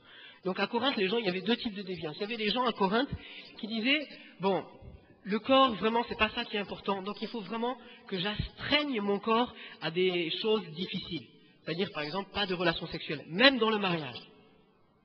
C'est ce qu'on appelle les ascètes. Hein. C'est des jeunes qui, vraiment l'ascétisme, c'est des jeunes qui, il faut que je mange très peu de nourriture. Il y a des gens même qui vont aller dans le désert pour vraiment faire mal à leur corps. Parce que le corps, vraiment, il faut le réduire à l'impuissance, parce que c'est l'esprit qui est important. C'est une manière de voir. L'autre manière de voir, c'est l'opposé. C'est de dire, le corps, vu qu'il n'est pas important, ben, je peux faire ce que je veux avec. De toute façon, ça n'a pas de conséquences spirituelles. Donc, je peux aller faire n'importe quoi. 1 Corinthiens 5, vous le voyez, c'est l'inceste. En 1 Corinthiens 5, on peut même aller coucher avec n'importe qui, même les membres de sa famille. Ce n'est pas vraiment important. Donc, encore une fois, Paul combat très clairement dans l'épître aux Corinthiens le fait de séparer le corps et l'esprit. Il le combat tout au long de l'épître et il le combat de façon vraiment merveilleuse dans 1 Corinthiens chapitre 15. 1 Corinthiens 15, c'est la résurrection. Et dans 1 Corinthiens chapitre 15, il montre clairement que notre corps n'est pas voué, n'est pas appelé à disparaître. Notre corps n'est pas appelé à être anéanti. Notre corps va être ressuscité glorieusement. Et l'espérance que nous avons, ce n'est pas d'avoir juste une âme là-haut dans le ciel quelque part. L'espérance que nous avons, c'est d'avoir un corps glorifié sur une terre et sous des cieux renouvelés. Notre espérance, c'est pas d'aller au paradis quelque part là, avec des esprits invisibles et tout est invisible. C'est pas ça. Notre espérance, et 1 Corinthiens 15 insiste dessus, c'est une espérance matérielle, corporelle. Parce que le corps n'est pas mauvais et le matériel n'est pas mauvais. C'est ce que le gnosticisme, par la suite, va essayer de montrer. Et c'est ce que Virville essaye d'adhérer à ça. Mais la Bible est vraiment clairement contre ça. Il disait 1 Corinthiens 15, même l'épître aux Hébreux a souvent dit que c'était ça, mais c'est pas ça. Il disait clairement, notre corps n'est pas appelé à disparaître, notre corps est important. Notre corps a une valeur. 1 Corinthiens 6, encore une fois, hein. Notre corps a de la valeur, le temple du Saint-Esprit. Notre corps n'est pas appelé à disparaître, mais est appelé à être sauvé, à être transformé. Et nous devons mettre notre corps au service de Dieu et non du péché. Romains, chapitre 6. Bon, je crois qu'on a pu faire un peu le tour, et ça nous laisse quand même un peu de temps pour finir avec des questions par rapport à The Way. S'il y a des questions sur la réponse biblique ou d'autres choses, n'hésitez pas. Juste pour combler une omission, je savais que tu rachetais le temps. que le Saint-Esprit avec un grand E et un grand S, c'est Dieu le Père. C'est complètement faux. Et il faut que ça soit clair. Le texte où Jésus a reçu le baptême, je crois que c'est un texte assez clair, où on voyait Jésus, on voyait le texte et le Saint-Esprit est descendu sur une forme de colombe, et on entendait une voix là-haut. Et la confusion que beaucoup de sectes font, c'est qu'ils disent, bon, comme c'est esprit, donc l'esprit, le Saint-Esprit, c'est le Père. C'est complètement faux. Donc le Saint-Esprit, donc c'est pas que le Père, ce n'est pas le Père. Et donc, je crois que Damien, dans sa précipitation, ne l'a pas dit, mais il faut replacer les choses correctes. Du coup, sans très bien connaître cette secte, il y a beaucoup de gens que cette secte ne croient même pas à la Trinité. C'est à peu près ma définition. Parce que dire que le Saint-Esprit, c'est le Père, et que Jésus n'est pas Dieu, ça veut tout dire, quoi. Il croit qu'il y a un seul Dieu et que donc Jésus n'est pas Dieu, que le Saint-Esprit c'est une puissance donc il n'est pas Dieu. Donc il croit qu'en un seul Dieu, il ne croit pas en la Trinité du tout.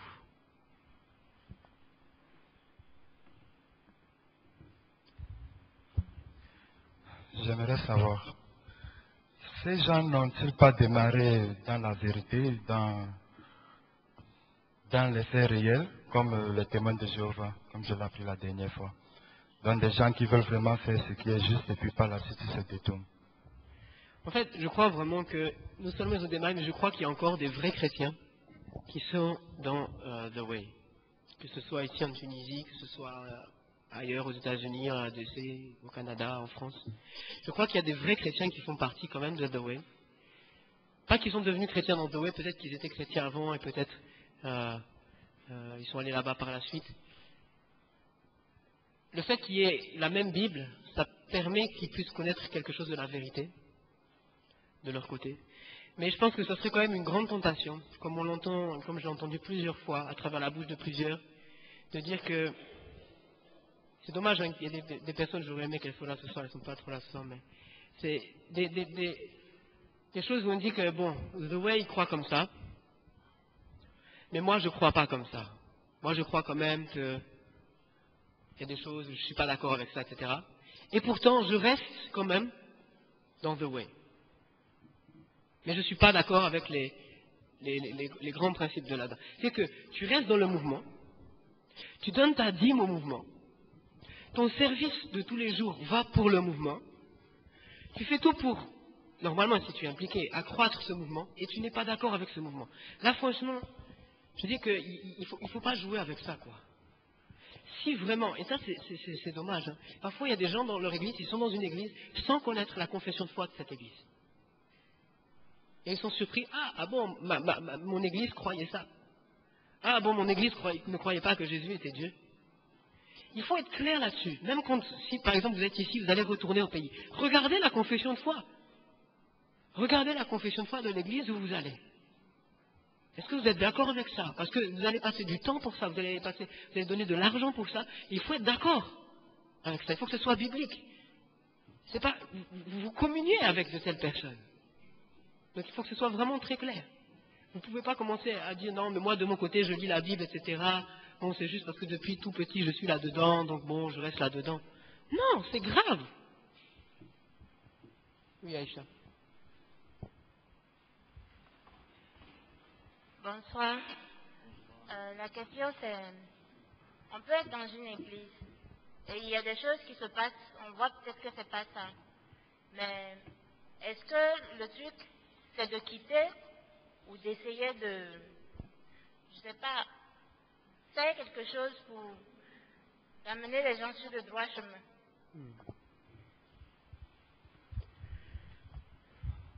Tu veux répondre, Julien, mon père? Je vais donner un exemple pour être plus clair. Par exemple, supposons qu'on remarque que dans l'Église, la majorité n'ont pas la connaissance de la base de l'Évangile. Qu'est-ce que la bonne nouvelle? Et par exemple, la personne décide de faire un groupe Par exemple, comme ici, il y a le cours d'affermissement, pour pouvoir aider la majorité à comprendre. C'est juste un exemple que je donne. Ouais. Bon, je pense quand même qu'il faut distinguer certaines choses, et c'est ce qu'on essaie de faire. Hein. Si on a dit ça en introduction il y a 2 jours. Il y a 2 jours en introduction, on a dit qu'on allait essayer à travers ce séminaire de mettre des limites, de placer des limites. Où sont les limites par rapport à la confession de foi? C'est ça la question. Et je pense qu'il y a certaines choses, il y a plusieurs choses qui sont des convictions, hein, comme 1 Corinthiens 8 le dit par rapport aux viandes. Il y a des choses qui sont des convictions et où on peut discuter et où il ne faut pas quitter une église parce qu'un tel a cette conviction ou un tel a cette autre conviction. Et je pense que c'est une bonne chose. Et je ne crois pas, je ne dis pas que les 2 convictions sont justes. Je crois clairement qu'il y a une des 2 qui a faux. Si toi tu crois que ceci et l'autre il croit que l'autre, un il croit que, je vais prendre un truc pas contestable, un qui croit qu'on ne peut pas manger des viandes sacrifiées aux idoles et l'autre il croit pas. Il y a une des 2 personnes qui a raison. Il ne faut pas dire les 2 ont raison, tout le monde est ok, tout ça, c'est dans l'air du temps de dire comme ça, c'est pas vrai. Bibliquement, il y a une vérité. Mais maintenant, ça ne veut pas dire que parce qu'il y a une vérité, je vais quitter l'église ou je ne vais pas parler à ce frère à cause de ça. Pour des convictions comme ça. Maintenant, vers où on met la limite entre conviction et les choses fondamentales, c'est ce qu'on essaie de faire dans ce séminaire. On a vu qu'il y a des limites à ne pas franchir. Par exemple, quand une personne vraiment refuse de croire, après qu'on lui a présenté la divinité de Dieu, refuse de croire en ça et reste là-dedans. Quand une personne parle du Saint-Esprit comme n'étant qu'une puissance, quand une personne, tout ce qu'on a vu, toutes les dérives qu'on a vues, sont des dérives importantes qui concernent surtout, comme on le voit cette semaine, cette première semaine, la personne de Jésus-Christ, le salut qui est remis en cause. Je crois qu'il vient un peu délicat de dire que je vais toujours rester dans cette église et je veux changer les choses là-dedans. Il faut leur parler, mais il faut parfois à un moment se retirer et montrer qu'il y a une discipline qui est faite aussi. Je n'accepte pas. Comme l'histoire de William avec son grand-père aussi qui disait il refuse toute communion avec ceux qui ne croient pas au niveau de la personne du Fils de Dieu, au niveau de Jésus-Christ. Il faut que ce soit très clair par rapport à ça. Il n'y a pas de tolérance par rapport à des choses aussi graves. Je ne sais pas si William, tu veux rajouter un mot ou bien. Je voudrais juste vous rappeler que vous êtes un peu trop lent parce que nous avons beaucoup de choses à dire. Et par la suite, on sera retenu comme la dernière fois. On dira qu'il est temps, il faut retenir, lui passer par le micro. Donc, il y a encore 15 minutes. Hein. Il y a encore 15 minutes, ça va aller. Charles. William, tu voulais rajouter quelque chose peut-être par rapport à après. Ok. Bonsoir. Bon, je vais poser la question par rapport, vous avez dit les gens de Déo, ils ne croient pas Jésus est Dieu. Mais ils croient à Dieu, à Jésus. C'est un peu ça. Parce qu'au Congo, ils croient au miracle que Jésus a fait. Mais ici, vous avez parlé qu'ils ne croient pas que Jésus est Dieu. C'est un peu ça, c'est que je comprends. Oui, donc c'est juste ça. Ils ne croient pas que Jésus est Dieu, mais qu'il est le Fils de Dieu. C'est-à-dire qu'ils croient quand même que Jésus est un grand homme, qu'il a fait beaucoup de choses, qu'il est un grand prophète, etc., qu'il a fait des miracles. Toutes ces choses, ils croient en cela, tu vois. Mais ils ne croient pas en la divinité, vraiment la divinité de Jésus. Parce que Jésus-Christ, c'est Dieu qui est venu sur terre pour sauver et racheter les hommes. Ça, c'est la différence, je crois, qu'ils font entre les 2 choses. Il y a une différence quand même vraiment fondamentale. Hein, parce que le fait que Jésus est venu, qu'il a fait des miracles, qu'il a même fait des grandes choses, ça ne sert à rien, entre guillemets, s'il n'est pas fils de Dieu et qu'il est Dieu venu vaincre le péché pour nous. Qui peut vaincre le péché? Un homme peut-il vaincre le péché? Je ne crois pas. Bonsoir tout le monde. J'aimerais juste dire un mot par rapport à ce que Aïcha a dit tout à l'heure, c'est que et aussi ce que notre frère a dit avant-hier soir. Quand on parle de ces choses-là, je voulais juste dire peut-être avant cela, c'est que le plus de combats spirituels que j'ai eu dans ma vie, c'est à cause de la fausse doctrine. Peut-être vous ne croyez pas, mais vous avez vu des choses, des gens qui sont possédés, tout ça. Moi, j'ai eu des attaques même la nuit, suite aux discussions que j'ai eues avec des témoins de Jéhovah, suite aux discussions, même j'ai raconté cette histoire de cette étudiante de la Bible. J'ai eu des attaques la nuit, en fait, si je peux dire comme ça. Hein.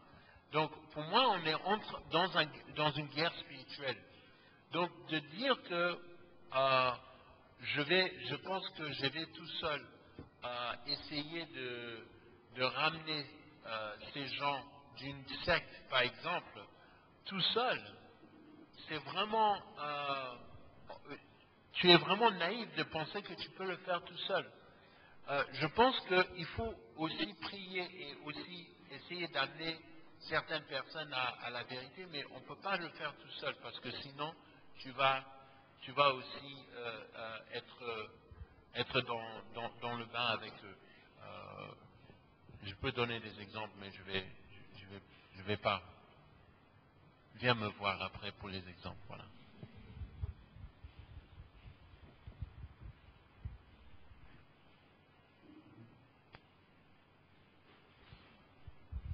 Bonsoir.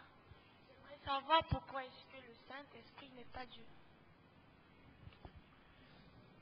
Le Saint-Esprit. Pourtant, on parle de Dieu le Père. Oui. Donc tout ça, ça touche un peu la question de la Trinité. Hein. La Trinité dit quoi? La Trinité que... Je parle d'un point de vue biblique. Hein. J'essaie de parler d'un point de vue biblique. Que le Père est Dieu, le Fils est Dieu, et le Saint-Esprit est Dieu. Donc les trois sont Dieu. Mais qu'il y a un seul Dieu, c'est-à-dire une seule nature, en trois personnes. Donc la Trinité, c'est ça la base de la Trinité. Et beaucoup de gens à travers surtout les premiers siècles de l'Église, ont refusé de dire soit que Jésus est Dieu, soit que le Saint-Esprit est Dieu, ou bien on dit il y a trois dieux différents. Non, il y a un seul Dieu et trois personnes divines. Je pourrais parler longtemps, mais Christian va m'en vouloir. De la Trinité, je t'invite vraiment, sur le site web de l'Église, il y a, je crois, 2 prédications que j'ai données sur la Trinité. Et je t'invite vraiment à pouvoir écouter ces prédications-là sur la Trinité. Ça va peut-être t'aider un peu pour mieux comprendre la Trinité, qui n'est pas un sujet facile, mais qui est pourtant, je crois, sans la Trinité, il n'y a plus rien qui tient. Le christianisme est vraiment basé là-dessus. Et c'est très important de comprendre ça. Okay. Bon, en fait, je voudrais juste...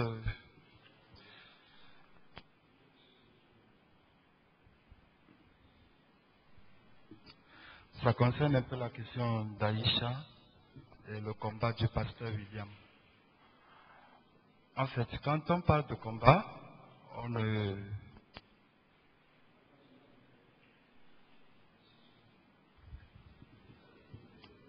ne parle pas d'une affaire où on ira porter des armes ou quoi que ce soit.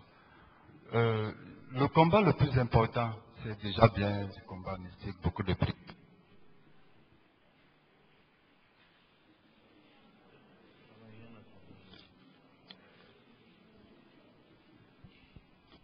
Sinon, il faut parler fort, c'est tout. Hein.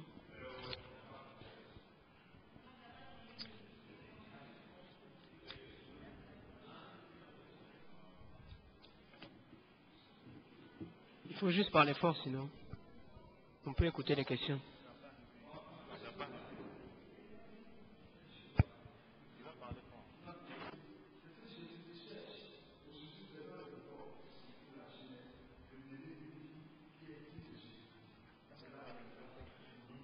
Ok.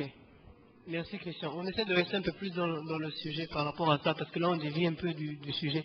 Mais par rapport à ce sujet-là, j'aimerais juste faire 2 remarques. J'aimerais dire une chose, Christian. J'entends beaucoup de gens parler autour de moi, se plaindre de l'Église. Dieu est souverain. Dieu conduit son Église.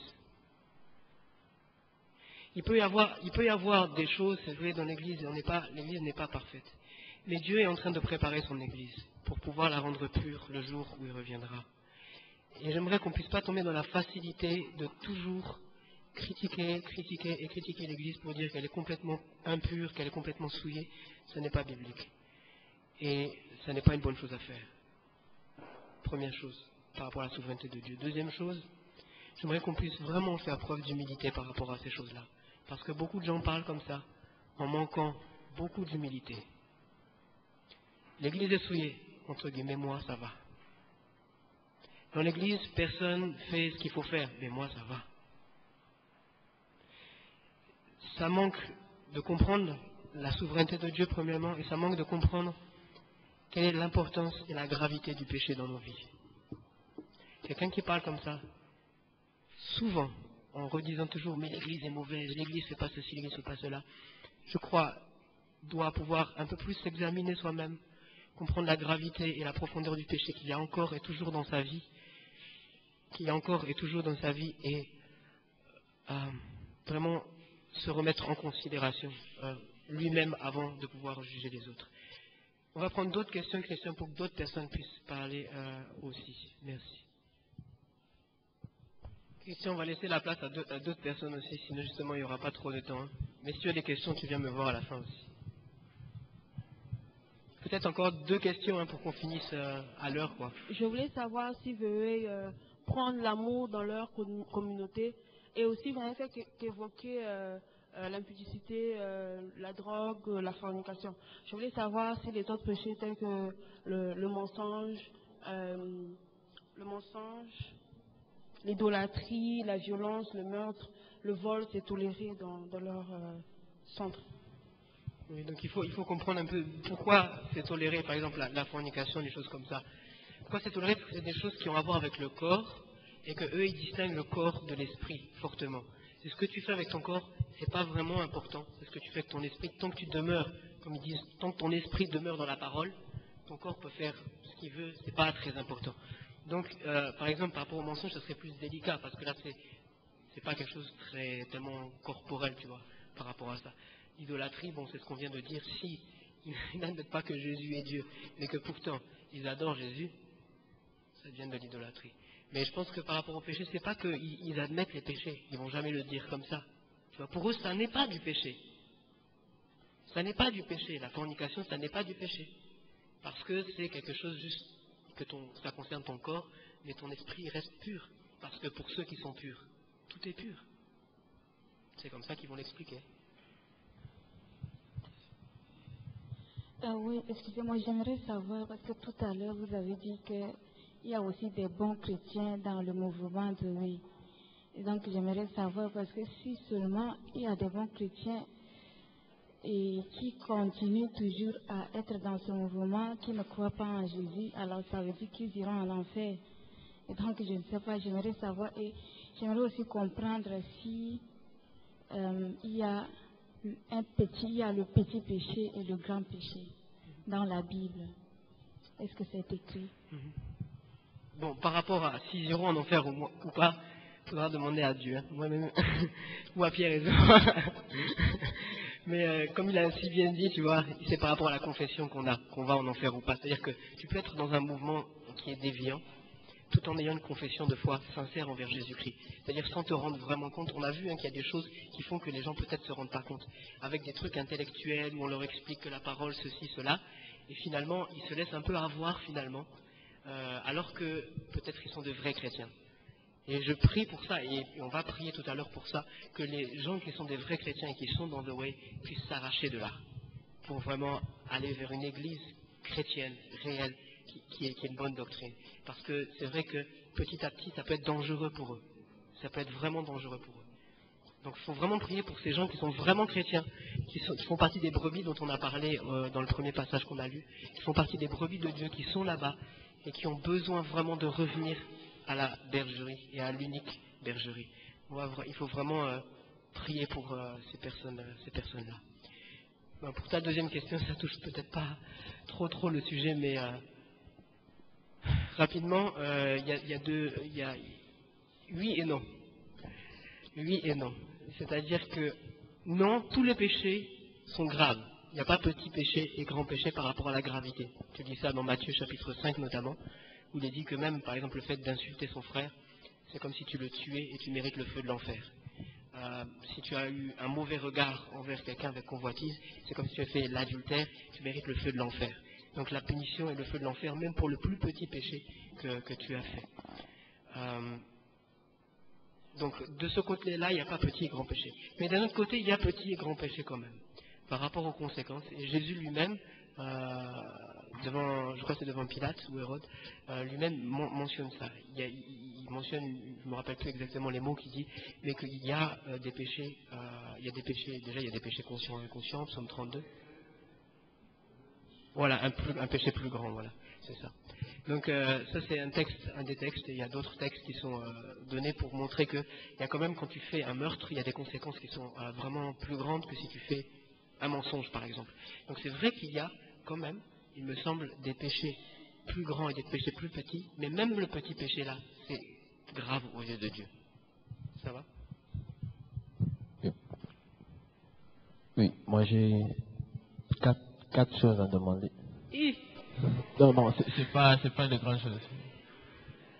Oui, j'aimerais juste qu'on revienne sur les deux personnes qui ont critiqué, comment il s'appelle le monsieur, le fondateur, Virville. Oui, j'aimerais juste qu'on revienne sur eux. Est-ce que ces deux personnes étaient chrétiens, des pasteurs ou c'était oui, c'était des pasteurs. C'était des pasteurs, des théologiens ou... Bon, j'ai pas eu le temps de vérifier. C'était des pasteurs, ça je sais. C'était noté que c'était des pasteurs, mais je ne les connais pas, donc je ne peux pas te dire. Ok. Deuxième chose, est-ce que, Elsa, tu peux nous projeter leurs citations? J'aimerais juste qu'on les revoie ensemble. Elle a du mal. La deuxième citation, ça parlait du fait que le gnosticisme, c'est vrai, du fait qu'il y a beaucoup qui venaient dans ce truc parce qu'ils étaient des anciens hippies et que ça les arrangeait d'avoir un Jésus bradé tout en continuant dans leur péché. C'était ça la deuxième citation. La première citation, attends, je vais te dire ça.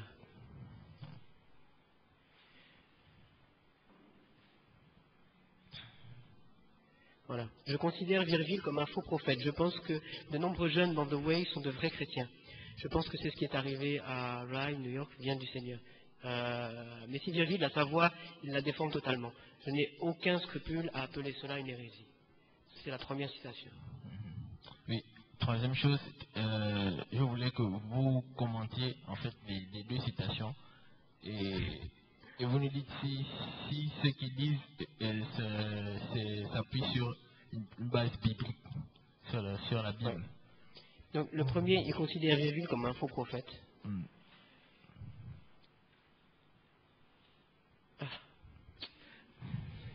Le premier, pour moi, c'est clair ce qu'il dit, c'est une base biblique. Il dit que quoi? Il dit que c'est un hérétique, c'est un faux prophète hérétique. Pourquoi faux prophète? Je suis d'accord avec lui parce que déjà, quand Virgile raconte ce qu'il a vécu là, quand la neige est tombée là, la vision qu'il a eue du Seigneur, l'appel qu'il a eu du Seigneur, clairement la phrase qu'il mentionne en disant que lui, il va être comme les apôtres du premier siècle.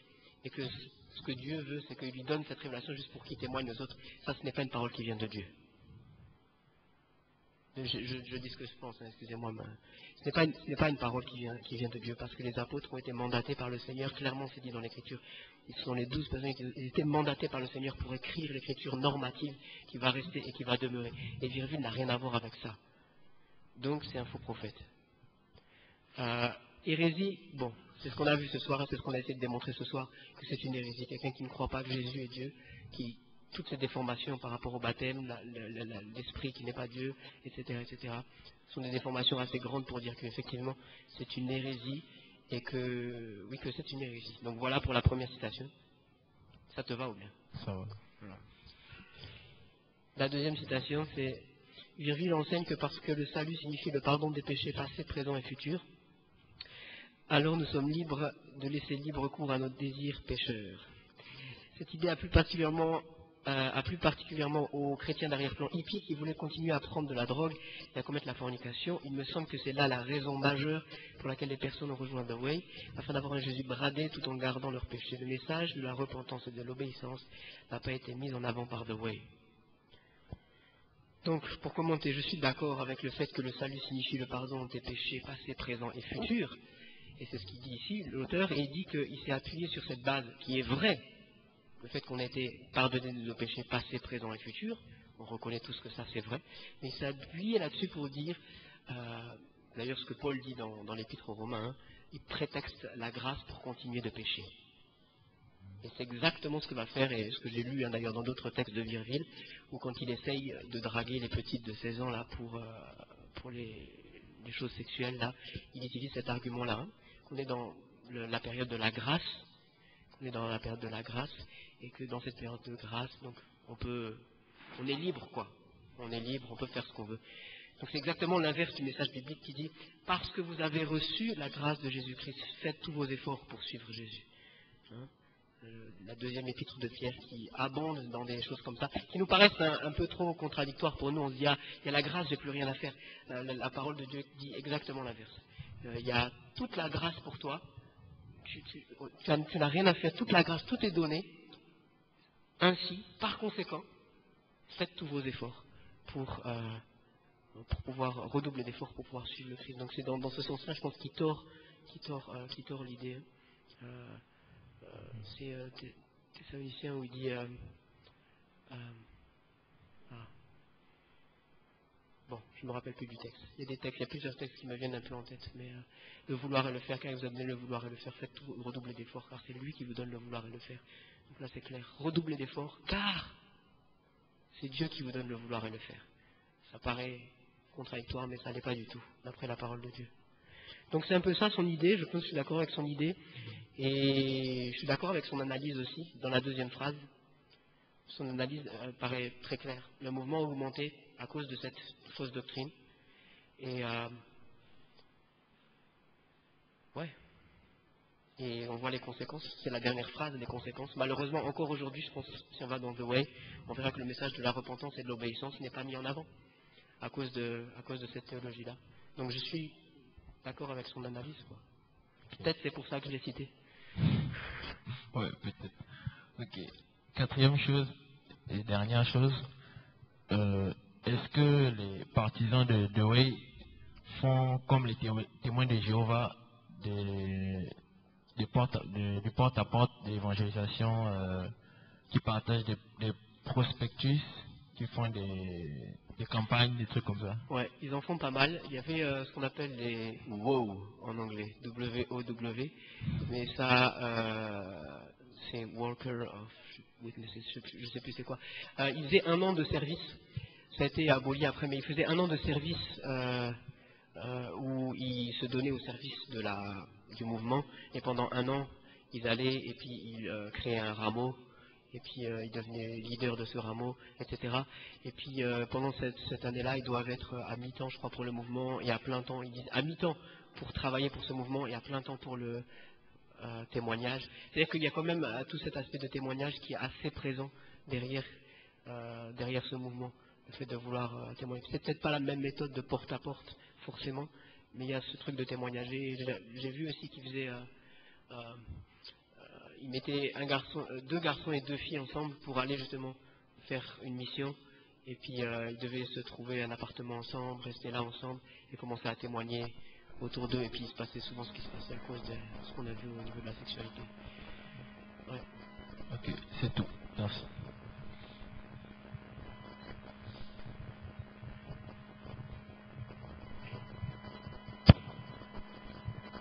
On a fini avec.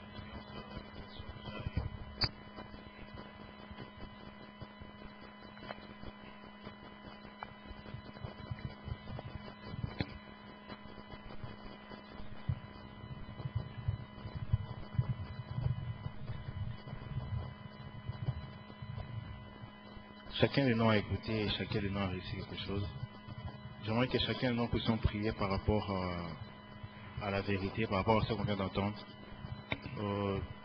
Il y a plusieurs paroles que le pasteur Damien a dit, et chacun de nous à un niveau, il a été touché. Vraiment, j'aimerais que tu pries, que nous prions ensemble pour que Dieu nous aide à rester dans la voie et dans la vérité. Prions.